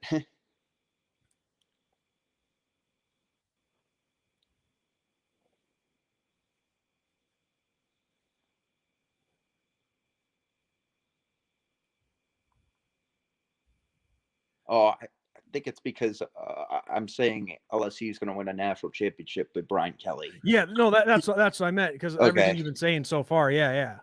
Yeah. I think that's what she means. Well, no, I did not know I did not know that this was Tiger Cat. I just see. I know she's an LSU fan. I know she likes obviously Joe Burrows since he's an LSU alum. Yeah. But I just yeah. Yeah. Yeah, no, I definitely because when she was like, you know me, I'm like, I've never seen this person before. But I get okay. What's up, TK? Hello. Hey. I did not know that. Okay, wait a sec. This is your show's channel, isn't it? The one that you What? just started doing? Why can't why can't I hear you good? Hello, Hold hello. on. Hello. I can hear you. I can hear y'all, but it's low. Like I need my speaker on or something. Well, damn, girl, fix your equipment. No, but I'm on my phone. Oh, that'll do it. Yeah, you can have trouble on your phone sometimes. Yeah. I've done stuff on my phone. It's not a pleasant experience. So basically I'll just talk on the phone. Okay. Can you hear us better now? Yeah. I can. Yeah. I'm sorry, I'm sick. I'm not sick, but I am rehabbing a shoulder I had surgery on. So yeah, it sucks being not being 100%. Yeah. Yeah. So yeah, TK, what's on your mind? Nothing. I just saw you were live. I came in and but I forgot I changed my screen name to Boss Babes because we're doing that show now, right? Yeah, I knew you and I don't know Battle the other Angel. girl. Yeah, Battle I Angel, forget yeah. her name. I've never seen her before. I don't know who she is or whatnot. But yeah, I thought you guys were just going under your channel, TK. I didn't know you guys had started a new Well, new no. channel. It is still my channel. I just put that there. It's just so people. Oh, you just changed the name. Okay. Yeah, so people, if they Gotcha. want to go to it, they can. You know what I mean? Mm-hmm. I got you. I knew you guys did start a show. I didn't know that you'd changed your name because I was afraid that this was a troll at first. Well, I thought you'd figure it was a troll, and I'm like, no, I wanted to play with you around a little bit. And I'm like, here, I'll make you guess. You know. Oh God! I wanted to ask you questions, but you weren't looking at the chat room. Like I wanted to, you know what I mean? Like yeah. Well, and we were. I was trying to, but sometimes I'm not always the best multitasker. No, I can't either. Because just when Chess was on here not too long ago, and I was talking with John for a good 40 minutes before that. Chess came along, we had him on, and we were talking. And you get into a conversation, sometimes you forget about the comments. Oh, I know. So what's on your mind? Let's hear some of your thoughts. What about Brian Kelly? Yeah. Anything. Anything. Yeah. Oh, nothing. I'm just sitting here watching. I love the Olympics. I just love the Winter Olympics. I love all the Olympics, but I like winter better. So I'm moving. My life is changing. There's a lot going on in my life. Actually, I haven't talked to you in a while. Yeah, it has been a while. So I just hope you weren't pissed off at me about stuff I've said in the past. I was afraid, like, oh no, she left me. She left me hanging. no, She doesn't want to talk to me anymore. no. I'm not mad at you at all. I don't. The thing is, life is too short to be mad. Right. Well, that's what John and I are doing because we've kind of gone back and forth in comments, and we had some disagreements and some words were exchanged, and so that's what we're here doing, making peace, right, man? Yes. Oh, is that what you're doing? Oh, okay. See, because I just came in. Like, well, it wasn't a big serious thing. I just he said some things, and I wanted to invite him on, and we can air our differences. well, that's and good. I'm learning he's not a bad guy. Yeah. Yeah, most people aren't at their very core. I just, they do say and do things sometimes, I don't know. Including me. Right. I've seen some of the stuff going on the past month or so, not necessarily with you, but your co-host and all that. But I've been trying I really don't want to get involved with any of that stuff, Yeah. despite my past with people involved in that. And it's nice to not be a part of the drama for a change. Well, I have no more drama in my life. I mean, it's it's either you love me, you hate me. It doesn't matter. I keep going. I keep moving. I keep working. I keep hustling. I keep doing what I have to do. Exactly. And it's funny you made that quote because did you ever watch professional wrestling at all? No. Okay, well there's a wrestler named Diamond Dallas Page, and one of his best quotes was, "You love me, you hate me, you'll never forget me." Exactly. So, Nobody will ever forget me when I leave this earth. I can promise you. well, you could just leave online and nobody would forget you. Geez, you'd have to take it to some dark level. No, I don't mean it like that. I'm not going to turn into some criminal. I'm just saying that, Right. I'm just playing with you. I know what you meant. Yeah. We So, all have a desire to change things about ourselves, change things about the world around us and help people, Anyway, go ahead. I was gonna say, yeah, no, it's been a lot of change for me too since we last spoke. I'm not gonna go into too much detail about my personal life because, yeah, I'm keeping a lot of my personal life off of YouTube, if you know what I mean. But yeah, no, I've got a special person in my life. Work's been going very well. So, yeah. Other than that, nothing really new with me. Just been doing the Two Irish Brothers, and that's about it. All right. Well, that's cool. It's good to hear. And it's good to meet you, John. Thank you. Good to meet you too. Yeah, Thank he's fairly new to doing YouTube videos, and yeah. So break you out of your shell a little bit. Right. So I mean, you can come anytime on Boss Babes too, because we open up the chat too. Like we'll do a StreamYard, like a hangout. So, but we're still working on things, Okay. Yeah, I've definitely caught some of your show, but don't expect me to really comment with a certain someone being there regularly. Well, I mean, I didn't even think you'd watch it, really. No, I've be watched honest. it. I've watched some of it. Uh-huh. No, I'm No, not that's gonna okay. I'm not gonna just abandon people, because of certain things in the past. No, I know. But it's hard, when you've gotten into it with somebody and you don't like them. How are you gonna watch their friend's show or whatever? I don't know. Of course, I want to, because you and I, when we first met, it was pretty rocky because we had some disagreements, but you become a good friend of mine. Maybe not like best friends who go and have a beer every day or something like that. But, I want to support the good people that are in my life and, give their show a view and help them out. And, because all those views do count for, if you want to try to go somewhere with it. Yeah. Well, I have my nursing degree too, so I mean, it's not like I'm going to give that up. But if I you can know what I mean. Well, no, I know, but if I can start now, well, I would love to make money on YouTube. I think that'd be fun because what I could do is as I'm growing my audience and things like that, I'm making other money too, and then once I get enough to make a living, then if I'm, just too tired, I can just do YouTube, Yeah. I mean, I'm not saying essentially make your own hours and all that. Yeah. Exactly. Be great. But I love nursing. But oh yeah, if that's your first passion, then yeah, you definitely try to focus on that. Absolutely. But yeah, before I forget, so yeah, what's some of your thoughts on what we've been talking about in regards to Kelly and LSU, the stuff that you were saying you really liked? No, I don't. Well, I think no, I wish they wouldn't do that stuff, Yeah.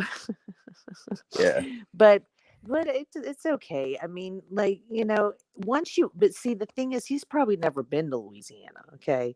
That's And my when point. yeah. Well, when you go to Louisiana and then you're going to live there, it's almost like the culture you start to like I've been where I've been for so long. I almost forgot what it was like to live in Louisiana, if that makes sense. It's not that I forgot, Oh yes. but like I mean, I pretty much live in Mexico now. So like I'm used to eating Mexican food instead of Cajun food all the time.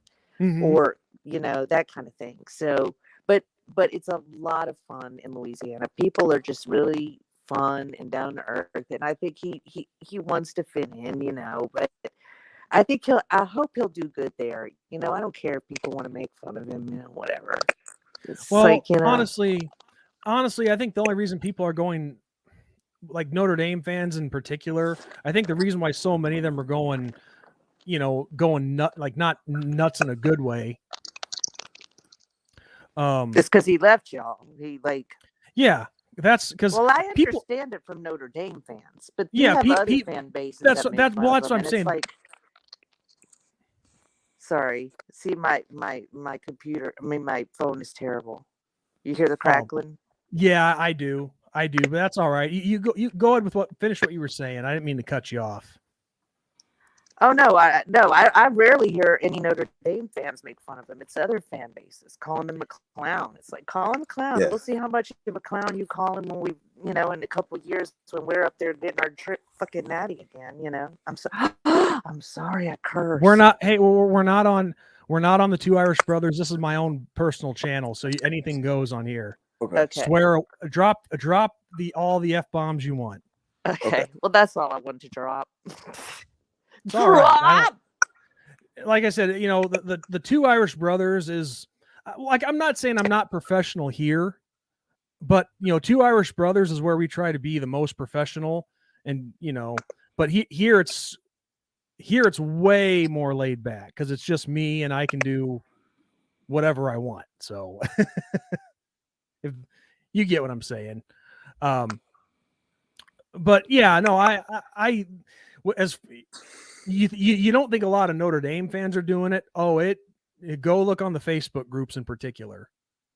They are hardcore making fun of him, and of course it's I think it's really sour grapes. I mean, yeah, I was angry about it too when he just left when he did.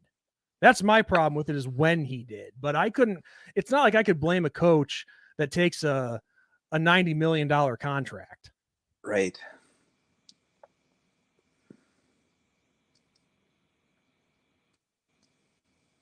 You still there, TK?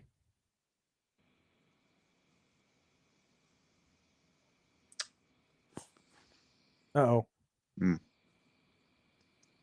I didn't mute her or anything. But yeah, TK, if you're talking, we can't hear you.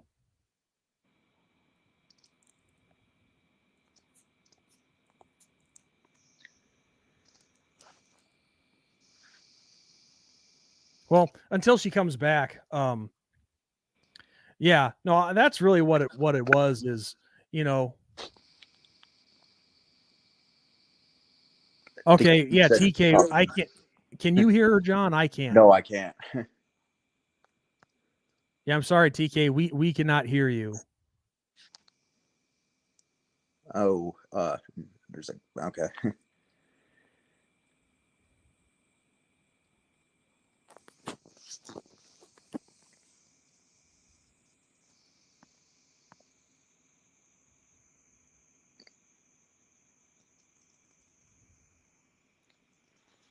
It looks like the trolls have come in. Yeah.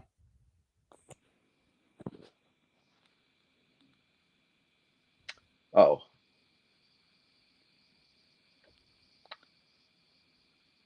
So. Well, I guess until TK comes back, and yeah, TK, feel free to come back when you get stuff figured out. But I think that's really what it was. Is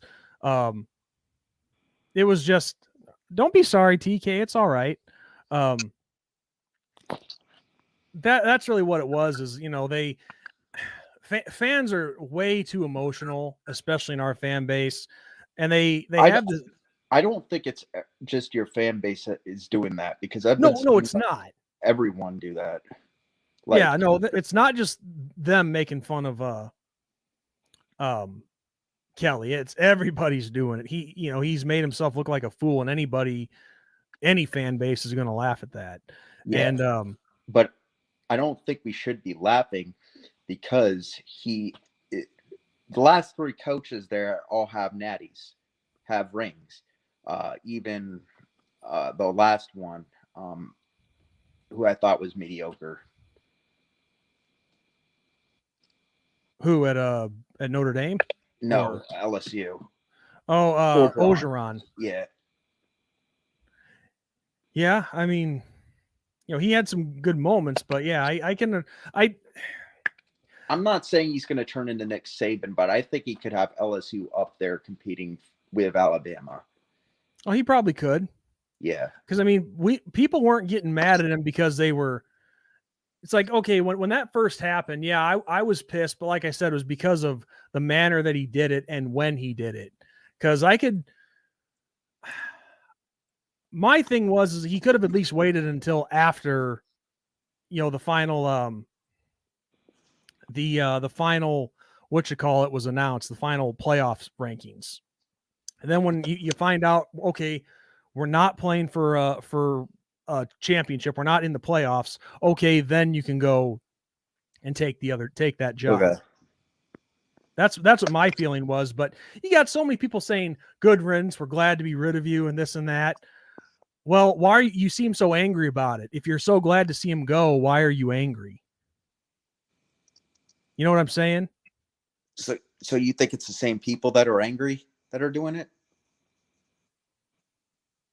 No, I'm talking about the ones in our fan base who were so angry at him going and saying "good riddance." Okay. Did I lose you here in the conversation? No, are you sure? Like I don't know how divided the Notre Dame fan base is. There's several fans that like this guy. There's always several fans that like this guy and are upset, and then the others are upset and want this person. So I would say it was half and half with Brian Kelly. Okay. Half liked him, half didn't like him. Yeah, yeah. So like one side is usually taking the side, I'm mad he's gone, and then the other side is taking the side, I'm happy he's gone. Let's party, let's have the next man up type of thing. Well, there were just so many people in different like online groups that I occasionally check. You mentioned Facebook, right? A lot of Facebook groups, message boards, and so on. Those groups are usually the worst. I know. That's where brain cells go to die, to be honest with you. Mm-hmm. But it's like, why if you're so happy to see him go, why are you not just celebrating instead of getting all pissed off about it? That's what doesn't make sense. Which just goes to show that the ones who hate him know that he's not a bad coach, but they wanted him to stay. And this just since as a fan they didn't get what they wanted. Now this is just another opportunity to take out more of that frustration. Because I've only in our fan base, and maybe there's others that feel the same way. I don't know. But you have a guy who has led you to 5 straight double-digit winning seasons. And I've said this a lot. He's taken us to places that, like when we got to the national championship game in 2012, until then, it was a mixture of Bob Davie, Ty Willingham, and Charlie Weiss, where nothing was happening. Well, I heard you mention that a few times. I'm going to sort of call you out because, like, you did have some successful years with Charlie Weiss, That's true. But you guys never won the major bowl games. I think you had a showdown with Ohio State back in like 2005 in the Fiesta Bowl or something. Yeah, Charlie Weiss's first 2 years, and I never tried to ignore that. But to be fair, yeah, his first 2 years did look promising.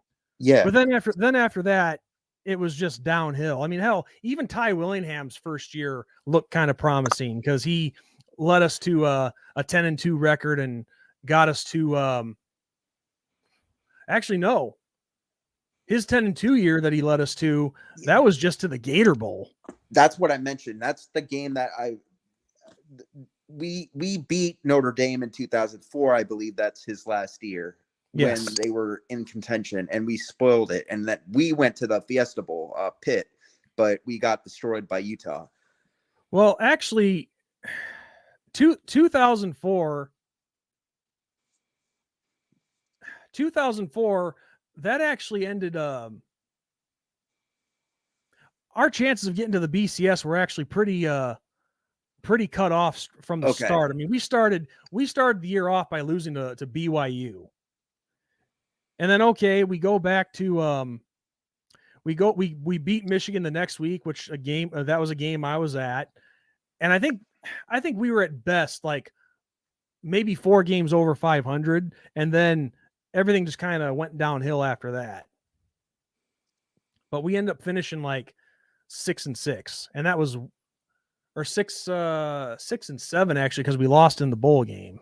Was that when you guys lost to NC State?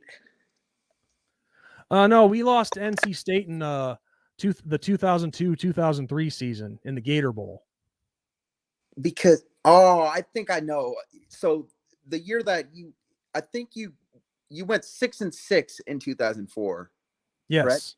And you made, I think, the Arizona Bowl or someplace, and you had a rematch with Oregon State, and it was lost. At that time it was called the Insight Bowl. Okay. The Insight.com Bowl. I don't know these bowl games anymore.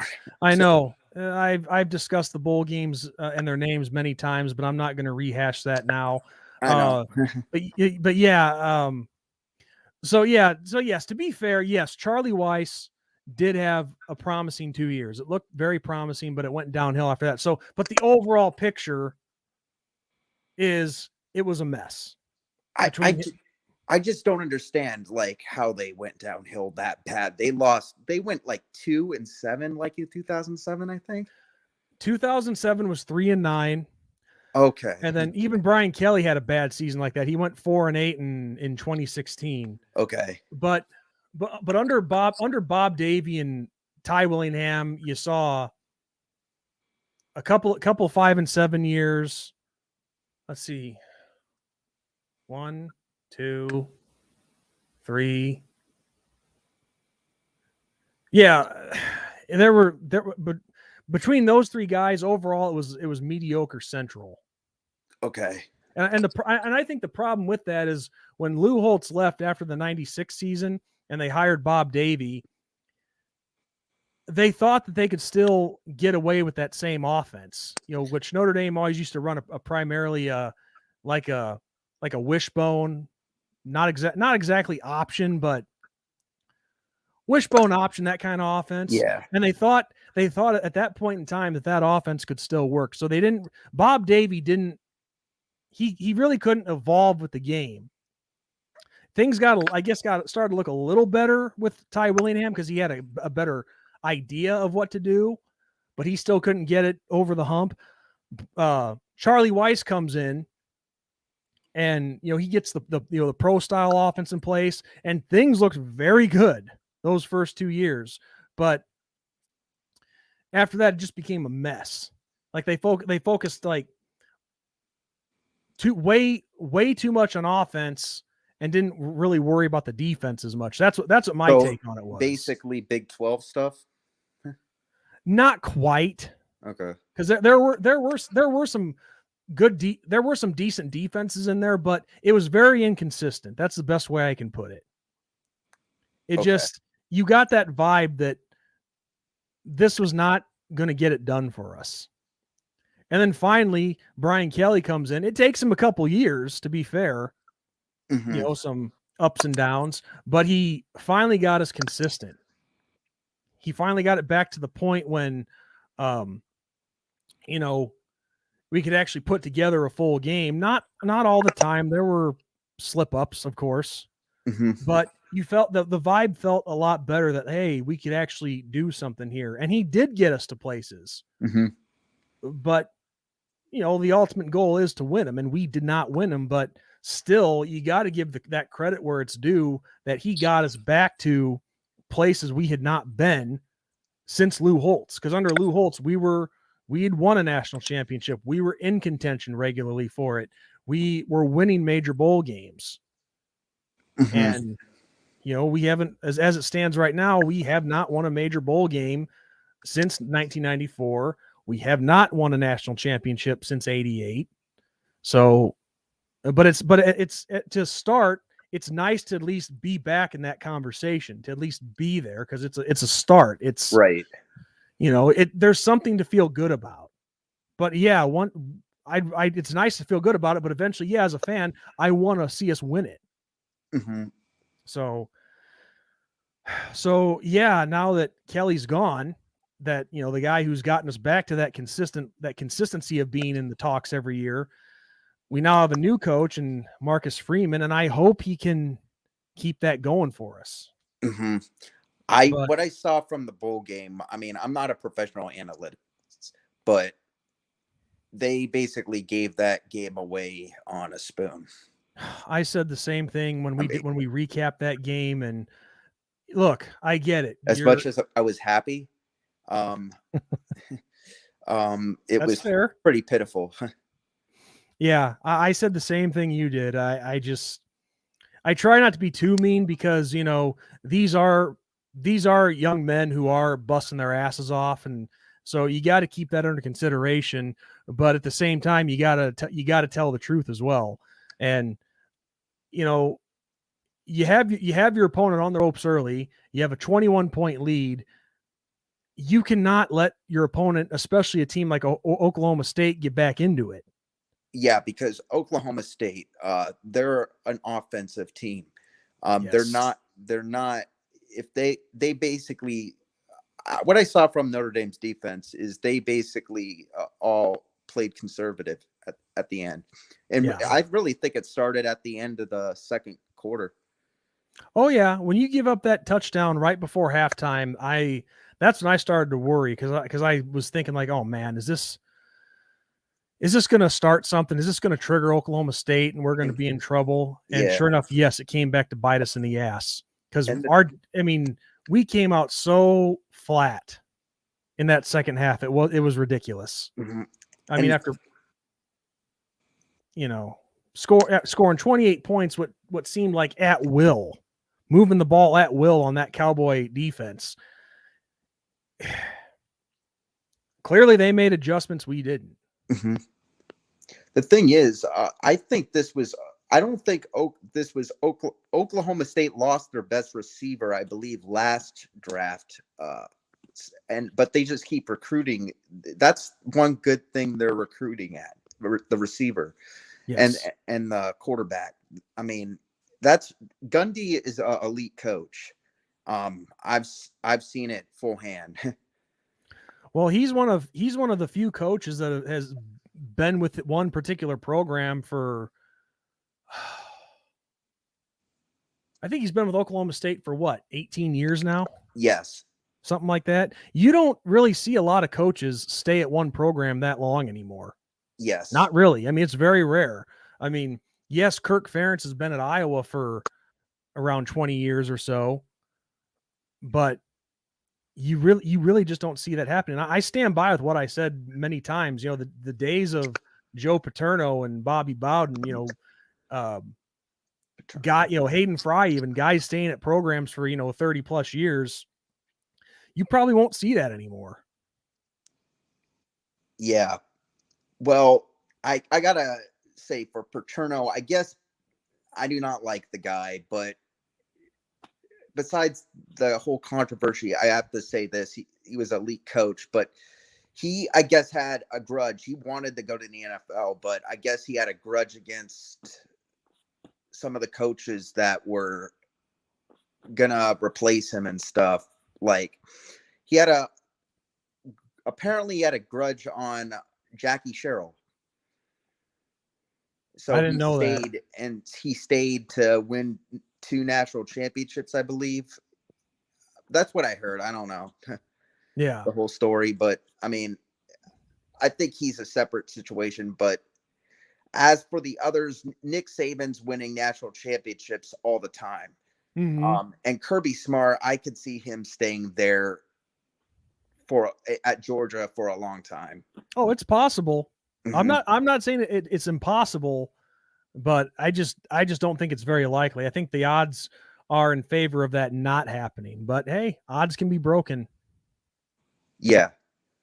So I just, yeah, we'll see. I mean, but then again, I mean, Nick Saban, he is he is 70 years old, so who knows how much time he has left in coaching. I think they just signed him another contract recently. Yeah, I think you're right. I think they did. But I guess, hey, as long as he's healthy, Yeah. keep doing your thing. Mm-hmm. And plus, when you coach at a school like Alabama, it's a lot easier for you. Yeah, it is. I mean, because he was at Michigan State, and I don't know really the whole story of that, like how he didn't win any national titles at Michigan State. I think, right? No. Yeah. But he did at LSU because I mean, like they said, like Brian Kelly's probably went to LSU because I mean he could win a national championship there. Yeah. Like Nick Saban probably left Michigan State because I think he left for LSU. Because I forget. I don't think he had a stop between Michigan State and LSU. Yeah, so I think he took that job because he knew. He knew he could do better there or win a national championship. He knew he could recruit better there than be in the shadows of Michigan.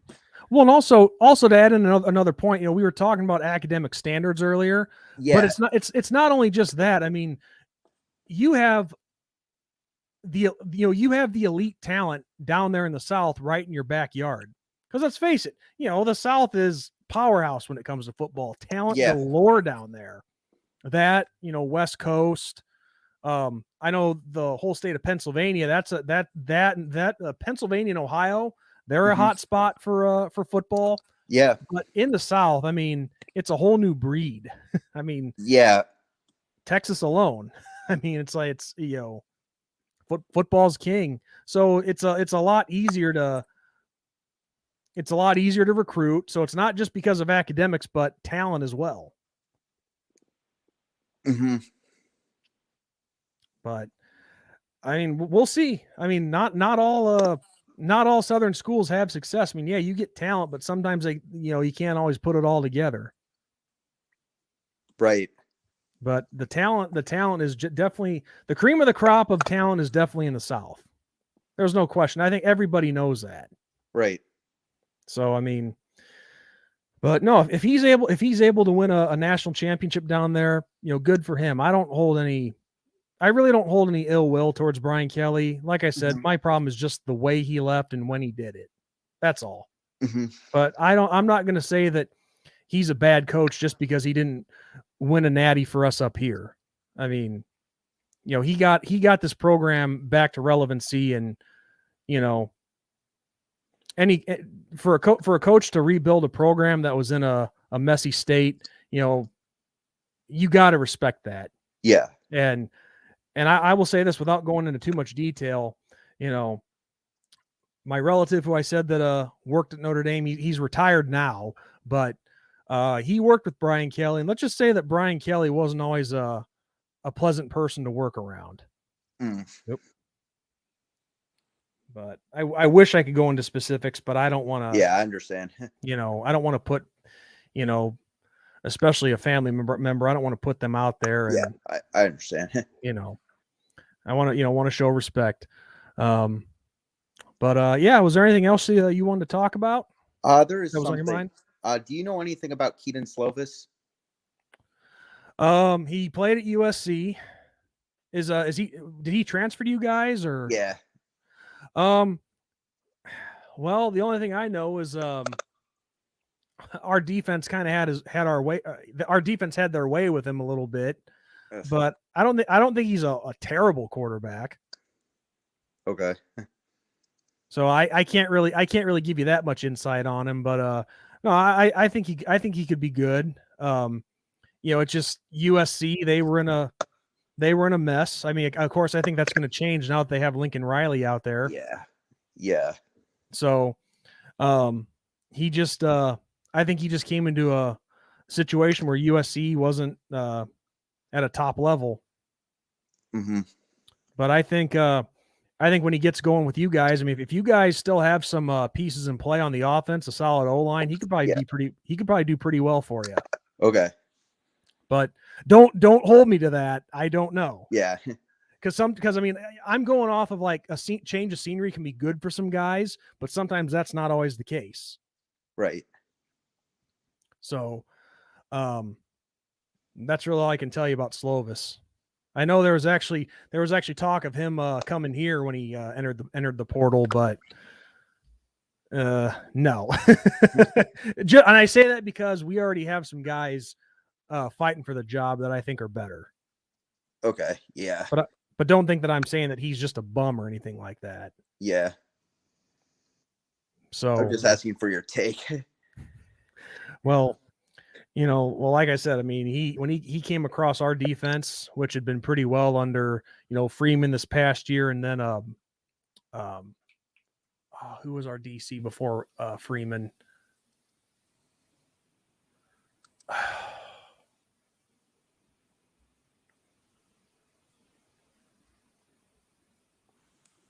Well, damn, I was gonna say Elko, but Elko was gone before that. Right.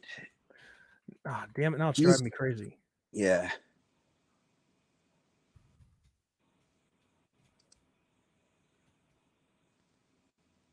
Well, I'm just mentioning him because Talk is Pitt, another YouTuber, is talking good things about him.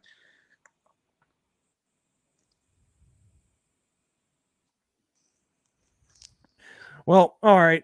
Yeah, Clark Lee. Yes. I don't know why I couldn't think of Clark Lee. Clark Lee was our defensive coordinator before Freeman. Thank you, Mike. I don't know why I couldn't think of his name. Yeah. So under Clark Lee and Marcus Freeman, the defenses they put together, yeah, we roughed up Slovis pretty well, but no, I've heard of that YouTuber, but I've never watched him. Talk is Pitt. Yeah. Never seen him, but no, I would believe what he says. Okay. I would get some excitement going, but it's just hard to tell. I mean, you gotta see things come together first before you can make a true assessment. Right. Because let me put it to you this way. This is not a player. Well, no, I guess we can go with comparisons here. Like we had Jack Cohn. As our quarterback this past year, transfer from Wisconsin. Okay, the first 6 games were not looking good because he was on his back way too much. But he got going that first game because people weren't sure what we were to expect out of him. But once we got that offensive line shuffle in place and we got some consistency, he played very well for us. So I think once you guys get everything put together, he could be pretty good for you. Yeah, because we do have a lot of our players coming back. I mean, I don't think he's going to be. Do you think you get Pitt to another ACC title game? I think so. I mean, obviously this is not. You can't really compare Slovis to a Kenny Pickens because Pickens was. Yeah. I mean, my God, that guy was good. He was phenomenal. I give him all the credit in the world. You can't replace a guy like that. But I think Slovis will be a nice fill, for lack of a better term, filler. He can be a quarterback that can lead you to some wins, to a conference championship. I don't know about a national championship, just being honest. Yeah, but. I think he could get you guys to at least an NY6 bowl bid, possibly win it, especially if you guys still have a lot of your team in place. Okay. So that's the best I can say. I just, I really don't follow Pitt too much. I just hear things here and there, obviously. Okay. So I hope I'm giving you some, some confidence there. Yeah. I mean, I just wanted your take. That's the best I can offer. Yeah. Well, on that note, dude, I'm out of stuff to talk about. Unless you have any more questions or something that you want to know, I'll gladly answer it. But it's been nice having you on. And yep. Thank you for having me on. No problem. No problem. I'm just glad we were able to clear the air, bury any hatchet that might have been there, which I really don't think there was that big a one, but still. Yeah. So I'm pleasantly surprised that this was a peaceful conversation. Well, yeah. If this was a golden bluted, maybe not be, but who knows? Well, I'm not going to lie to you. I did offer him the chance to come on if he wanted to for you guys to, air your grievances. But maybe he had a stream that he was doing tonight. I don't know, but I offered him the chance to be here. And yeah, he usually does it on Saturday. I missed it. Okay. But yeah, no, again, just to clarify, him and I are not best friends. We did have him on the show, and I think he's a good dude, but of course you're entitled to, any opinions that you have of him. And, like I said, I don't believe everything that he says. I just, like I said, I used to, I mean, I still somewhat respect him, but I used to respect him more before all the conspiracy stuff. But yeah. Well, and I think a lot of it is just speculation too, because I mean, because even sources, they don't know for sure what's going to happen. And do I believe, like, one of the most intriguing topics that he talked about was the idea of West Virginia, Notre Dame joining as a package, and then going to the pod format, and Notre Dame getting to play 2 non-conference opponents and count them as conference games. I never once said that I believe that, but I thought it was an interesting thing to discuss. Yeah. The possibility of that. And, but, and would it surprise me if the ACC was actually discussing that? No, not at all. You can discuss whatever you want. Yeah. But even he had doubts about that actually happening. And it does sound far-fetched to do that. Mm-hmm. Something like that. But no, I don't exactly believe everything that he talks about, but I just think a lot of the stuff that he does talk about is good to discuss, talk about these possibilities. And with, hey, the way college football has been realigning with conferences, we probably very well could see some crazy things in the near future. Who knows? Yeah. And by the way, Mike Biederman here says that he did in fact have a live stream tonight. Yeah. Okay. Okay. I figured he probably did. He does something every day, but well, no, man, I just, I like his content. Again, I think he's a good dude, but that doesn't mean that I believe everything that he says will actually happen. But I think they're good topics to discuss and come to your own conclusion. Yeah. But of course you're free to have, whatever opinion you want. That does not bother me whatsoever. Right. And I would never try to stop anybody from having their opinion. But, that's why we all have different opinions. Mm-hmm. It makes for good conversation.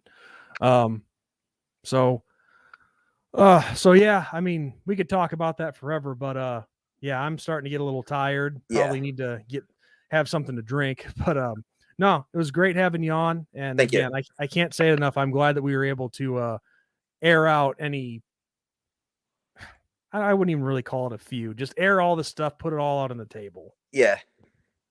So, but yeah, no, if you ever want to come back on, I'll be more than happy to have you on. Yeah, no problem. I may sometime too. Yeah. Yeah. And if you guys ever want to, yeah, it is. I'll tell you this real quick. I know I talk about ending the stream here, but something always pops into my mind to keep it going. When I did my first one, I was scared as shit, dude. Uh-huh.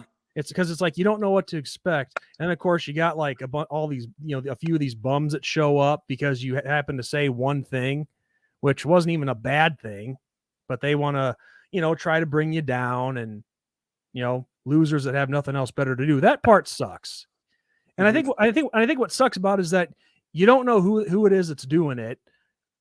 Well, and you have an idea of who it is or that they're associated or who they're associated with, but that's the thing that sucks is you can't do anything about it except block them. Yeah. Because like if I found out who these people were, it's not like I'm going to go drive to where they are and beat the shit out of them. But it's Right. like that's what sucks is, Someone would. it sucks that people have to be jerk offs and, try to ruin the stream like that when you're just talking and having a good time. Right. So that part is hard to deal with sometimes, but you kind of get used to it after a while. But yeah, I mean, when you're live, anything can happen, as unfortunately. Yeah. So on that note, any of you guys who are still here, if you want to go check out John's YouTube channel, his screen name is John Waffle H2P, which is short for Hail to Pitt. And hopefully you get some ideas of different videos to put out. Yeah. I mean, I'm usually a Pitt fan during the, well, I am a Pitt fan during the season, but I mean, I'm pretty much, I ran out of ideas for really, I don't really do videos every day like a lot of the other YouTubers on similar to me. So, Right. I mean, I would rather be diverse. I want ideas. Well, I mean, when I first started, I just started doing game previews and recaps. I mean, obviously some people don't like it that I never pick against against my team, but I just think if you're going to pick against your team, what kind of fan does that make you? Yeah. So what I do, Blue does. oh, he has picked against West Virginia. Yeah. Well, he's got the guts to say it. I mean, yeah, we've had, like, as far as Notre Dame goes, obviously we've had the tough matchups like against Alabama and Georgia and all that. And what I do is I talk about what we need to do to win the game, but you will never hear me say that we are going to lose. And hey, if we lose, hey, it happens. You got it. And then in that case, you just got to deal with it. Yeah. But it's not like but it's like if we're playing a really good team and we lose, I'm not going to act shocked that we lost, especially if it's a team like to Alabama or Georgia or any other team that's on top of the mountain right now. But you will never hear me picking against the Irish to lose. Right. I cannot do that. I'm going to hope that we win every time we step out onto the field. Yeah, that's good. So I guess that's something you could do come football season. You could probably try doing previews and recaps. Myself, this just depends on how much time you have and how much you want to put into it. But I did that. I started putting together highlight reels. Of course, I talk about, I jumped on and talked about news when it happened. Yeah, recruits. I've seen some, I've seen some of your older videos. I don't know if you still do it. You had these interviews with people. Like other YouTubers? Because see, this is our Ben and I just finished up our second year of doing the Two Irish Brothers. No, on this channel. No, I've had other YouTubers on, yeah, but I've are you talking about the non-football stuff? Yeah. Yes, I've had people on, other bloggers. I just had a gentleman on who is involved in politics. I don't know if he's running for office, but just, yeah, without going into details, I don't want to do that now. But yes, I've had a couple of religious bloggers on. I've had a gentleman who is involved in politics. I'm trying to remember if there was somebody else. I think that's about it as far as interviews go on this channel. I know I had people make fun of it, but I've done videos busting online predators. Yeah. And exposing them, making them look stupid. And that's just a knockoff of somebody who did it long before I did. Okay. Yeah, because there's a guy. See, people made fun of that, and I even had some people calling me a pedophile, which is absolutely sickening. Oh. It's just makes me want to throw up just thinking about it. No, there was this guy long before me. He goes by the screen name Mr. Technical Difficult. Mm-hmm. I don't know if you've ever heard of him, but he's like a comedy guy. He makes funny videos. Like, he's done videos where he's prank called prostitutes. That's what he's most known for, the prank calls. But he's also he also did that same exact thing where, you know, he goes to an adult chat room pretending to be a 14-year-old girl, and then the pervert adds him on Skype, and he exposes himself as a grown man when they're expecting an underage girl. Right. And I say good for people that do that, because those kind of people make me sick. Mm-hmm. You know, because I'm not a parent, but you know, I do have some young cousins and a little, well, he's not so little anymore, but I have a nephew who I love very much, and you know, I'm always protective of those people in my life. Mm-hmm. And you know, it's just, I've known people, I guess the reason why I did that, even if people thought it was stupid, you know, I know people who have been sexually molested and assaulted as children, and it you know, you hear them talk about it, and it's my small way of making a difference. Mm-hmm. Even though nothing, and as much as I hate to say it, these guys are overseas, so there's not really much you can do as far as reporting them. Yeah.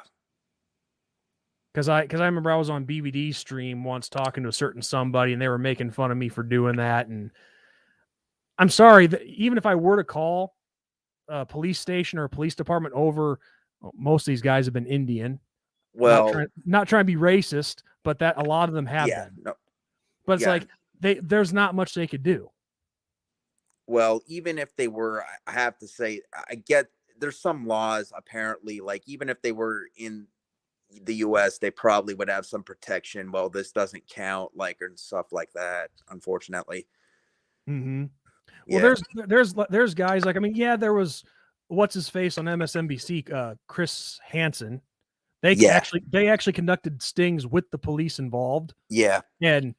But there's also, I'm sure you've seen guys that, I guess you'd call them vigilantes, who do that, where they pose as underage girls, and they actually go meet the person at, say, Walmart or wherever, and they grill them on camera, and they call the cops, or what they do is they get them to call their wives or whoever to admit what they did. And so how many people actually get arrested from that, I don't know. Mm-hmm. But no, I'd love to do something like that, but I don't have the means or whatnot to do that at the moment. Right.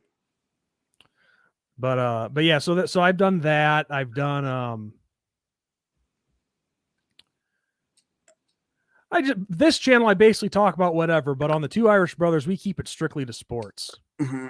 Because again, you know, like I said earlier, I think sports should be a way to get away from all the politics and the craziness going on in the world. And but yeah, here on my own individual channel, I'll talk about whatever. And what can I say? Some people like what I've said, some people haven't, because I do tend to lean more, well, not more, very conservative on a lot of things. Well, I do too.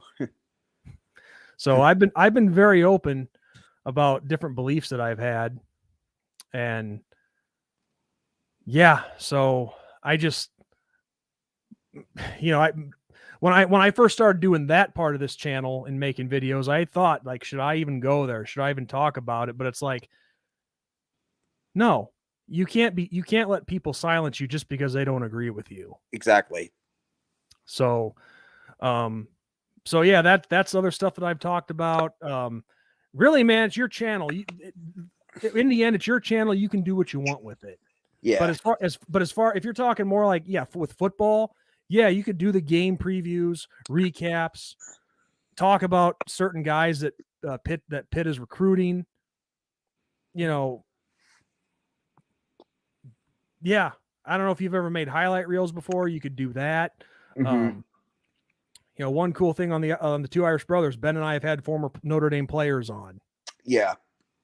So yeah, I don't know what you could do as far as that goes, because it's not like, even though I've had a relative work at Notre Dame, it's not exactly easy getting guys on. Mm-hmm.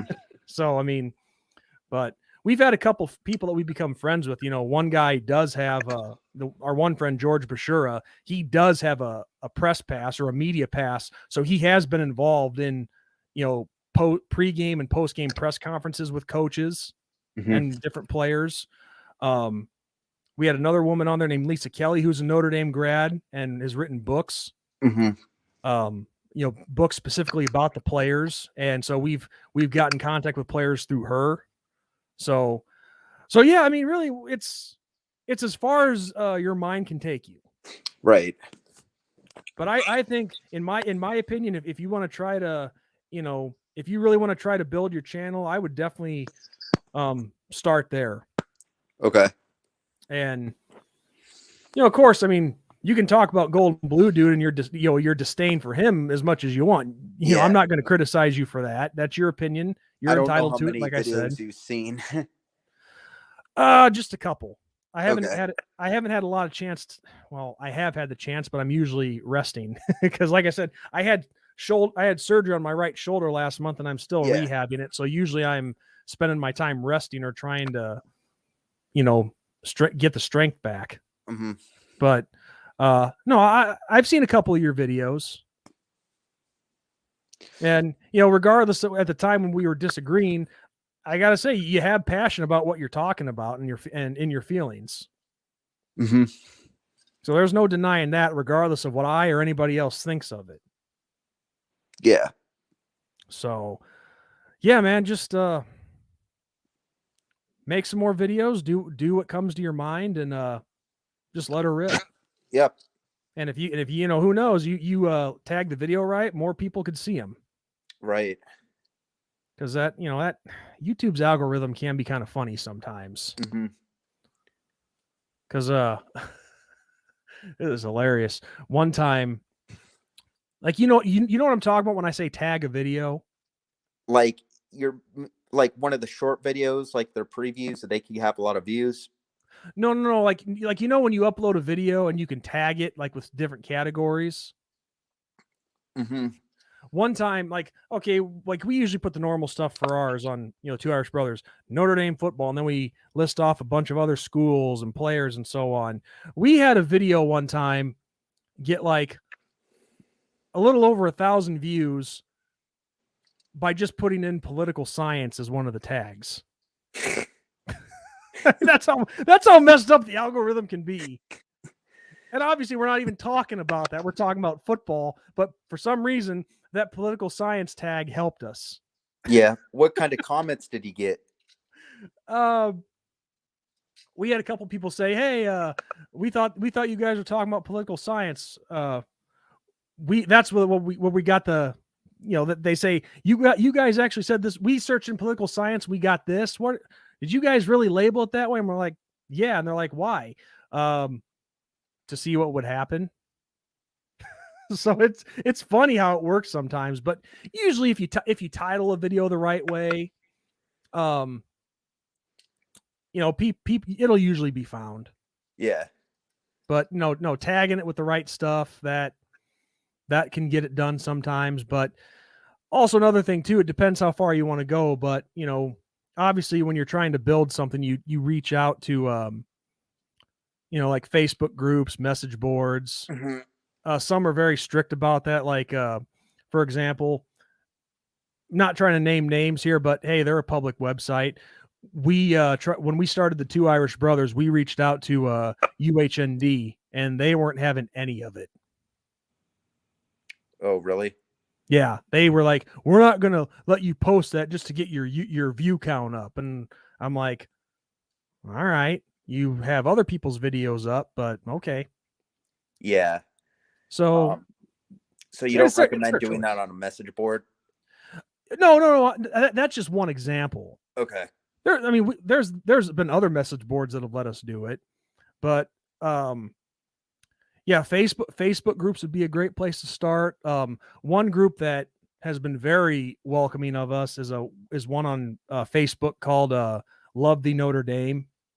The administrator of that site, he loves what we put out, and we're just like, hey, can we post our stuff on here? And usually we don't have many right now, because it's like, I mean, obviously, and I'm not talking about while rehabbing my shoulder, but I work, Ben works, so there's not a lot of time to get to do all this stuff, but Yeah, no, we've tried with different, Facebook groups and message boards. That's always a good place to start. Some will have you, some won't. Mm-hmm. So I guess I can't really talk from too much experience because we haven't really all explored what's out there. But no, obviously we have our own Facebook page, we have Twitter. TikTok is essentially useless. Yeah. That's my opinion, but I don't know. That's just stuff that you could go off of that you can try. Mm-hmm. Get more views that way. But yeah, just if you can have overall, what it really comes down to is if you can have the most appealing show that you possibly can, speak as best as you can, all that stuff, then Okay. that'll draw some people to you. Right. So yeah, that's really all I have to say about that. Yeah. Because we're learning stuff all the time, and I've been on here since 2009. Mm-hmm. So things change all the time. You're always learning different things, and so I have a question. Yeah, shoot. Why did you make a new channel like in the middle of your videos on here? Are you talking about when I switched to TIB? Yeah. Well, actually, there's a little more backstory to that. Well, no, actually, from this, you had another channel like back in the 2009. Yeah, that's part of the backstory. Okay. Yeah. Thanks, Mike. Yeah, we did see you mention that earlier about Golden Blue Dude having a live stream. Yeah. Yeah. So when I first started back in 2009, I went by the screen name Big Sean Power 10. Right. And the reason for that name is when I was in high school and I played on the football team, I was on the offensive line. I was a backup offensive lineman, but I was on the team nonetheless. And all my teammates used to call me Big Sean. Yeah. And the Power 10 part comes from at that point, YouTube was only allowing like just regular YouTubers like ourselves. They were only allowing them to go for 10 minutes. Okay. Unless you were like a sponsored member or something like that. Okay. Like a big time YouTuber. But every regular YouTuber only got 10 minutes to make a video. And so I figured, okay, I'm only going to have 10 minutes. I'm going to make it a powerful 10 minutes. So hence the name Big Sean Power 10. So yeah, I went by that name for a while. And then a part of it, to be honest with you, was a little feud I had going on with this Michigan State message board. Yeah, I kind of met them. Yeah, I'm not saying that all MSU fans are like these people, but these people were an absolute disgrace. They of course, it's kind of a long story, but what happened was at that time, MySpace was still the big social media platform that everybody was doing. Facebook hadn't really taken off much, at least it was starting to. This is 2009 I'm talking about here. Mm-hmm. So Facebook MySpace was still the big thing, but people were starting to go to Facebook because that was starting to take off more. I had a MySpace page, and that was for the channel. But long story short, somebody from this message board hacked it. Got all my personal information, where I was living at the time, where I was working at the time. The worst thing, though, is they made jokes about a deceased relative of mine. Okay. I mean, these people were just sick maniacs. It was terrible. It was like, man, like it goes back to what I was saying about something that you can't really do anything about, where you feel helpless. It was not a good feeling. So I digress a little bit, but I changed my name partly because of that. But at the same time, I also wanted something that was more Notre Dame-esque. So ND Sean 45, obviously Notre Dame, my first name, and then 45 is for Rudy, because that was his number. Okay. And even I'll tell you this much, even though the story of Rudy isn't exactly what it was made out to be in the movie, it's still a good story. The movie itself is still a good story, so I still stand by that. So yeah, so that was the reason for me going to ND Sean 45, and then before the 2020 season, my buddy Ben, Irish Benjamin 57, he proposed the idea that we join forces and do a show, and so the credit goes to him for that idea, because him and I have been good buddies for a few years before that, and he made the offer to do a show together. I thought about it, and in the end, I decided, you know what? If I do all the Notre Dame stuff with him on that channel, I can do more here on my own. So I joined forces with him for all the Notre Dame stuff, and that could leave this channel wide open to do whatever. So it turned out to be a pretty good deal. And, we're still very small over there. Last I checked, I think we're at 340 subs, which I think for two regular guys talking, that's not too bad. But of course, we want to build on it and see what we can do with it. Excuse me. So that's the story of my YouTube journey to this point. Yeah. So, yeah. Anything else you want to know? I'll be happy to tell you. I know I'm keeping you on too long, but I apologize. I have nothing else going on tonight, dude. I was planning on this being a quiet night anyway, so no worries. Have you ever thought about doing, I don't know, like, to help you get views, like doing a full schedule of every Division I team and put it out every week? Oh, geez. You mean a preview for every team in their schedule? I mean, I don't know. Like, it could help you get subscribers. I mean, I know a YouTuber that does do that, but I'm not going to say who it is. But I mean, and then the Golden Blue Dude does make videos about other teams and their problems. Yeah. He made one on Harbaugh recently. Yeah, I saw that one. That actually be a good idea. Like, do a team a week or a couple teams a week. Yeah, I mean that's a good idea, but the only problem is, like I said, we're pretty limited to what we can do because Ben and I have different work schedules. I work days and he works nights, so we're basically only left with the weekends to do videos. And now that he's married and has a kid, a lot more of his time is taken up, so we have even less. Right. But I think if we had, the same work schedules, things would work out a lot better. But yeah, it sucks because we're, with being limited, and I could easily go on our channel and just do things myself, but it's the two Irish brothers, not the lone Irish brother. Cause I've done that before. I went solo when the news of Brian Kelly leaving first broke. I did that a couple times with other things, but I didn't feel right doing that because it's our channel, not my channel.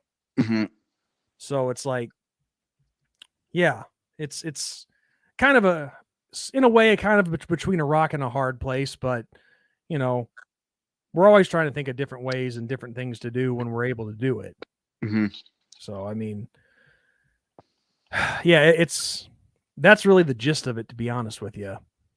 But I'd love to do, expand more and do stuff like that. Just unfortunately we have those time differences. Right. So yeah. Yeah, anything else, dude? I don't have anything else. All right. But yeah, if any question you have, I'd be more than happy to answer it. But yeah, you're right. We've been talking for 2.5 hours now. Probably time to go have some supper and relax for a little bit. But yeah, dude, no, again, nice talking with you. And thanks for having me on. Yeah, I'm more than welcome. I'm more than open to having you on shoulder. Again. I know that's probably bad. Well, it's, without going into too much detail, it's gotten a lot better. But I'm still a month off from being able to return to work. It's at like, I think the last time at physical therapy, I think they said it was at 70%. So that's good. Big improvement in 1 month. So, because I think after surgery they said it was at like 40%. So a 30% increase is pretty damn good. Yeah.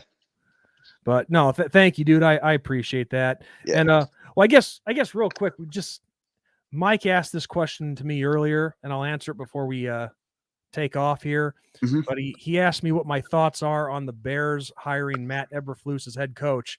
To be honest with you, Mike, my favorite guy for the job was Brian Dabble, the offensive coordinator from Buffalo.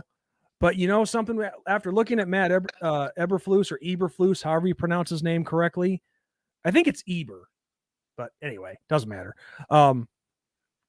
After looking at him and seeing that he's a defensive guy, and there's this other dude that I follow on YouTube, Chicago Bears Now, with host Harrison Graham.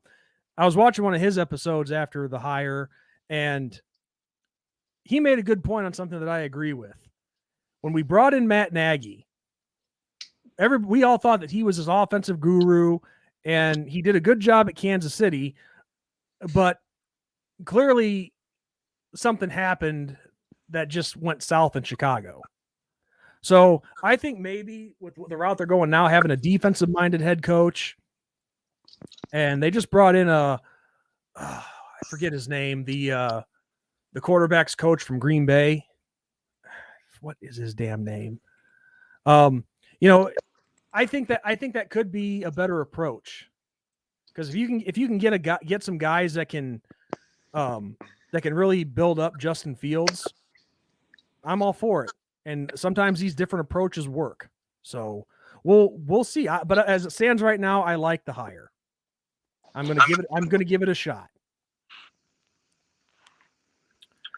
So on that note, dude, I think this is a good spot to call it quits. Okay. And you're welcome to come on again anytime you have the chance. I'd be glad to have you on, answer more questions or whatever.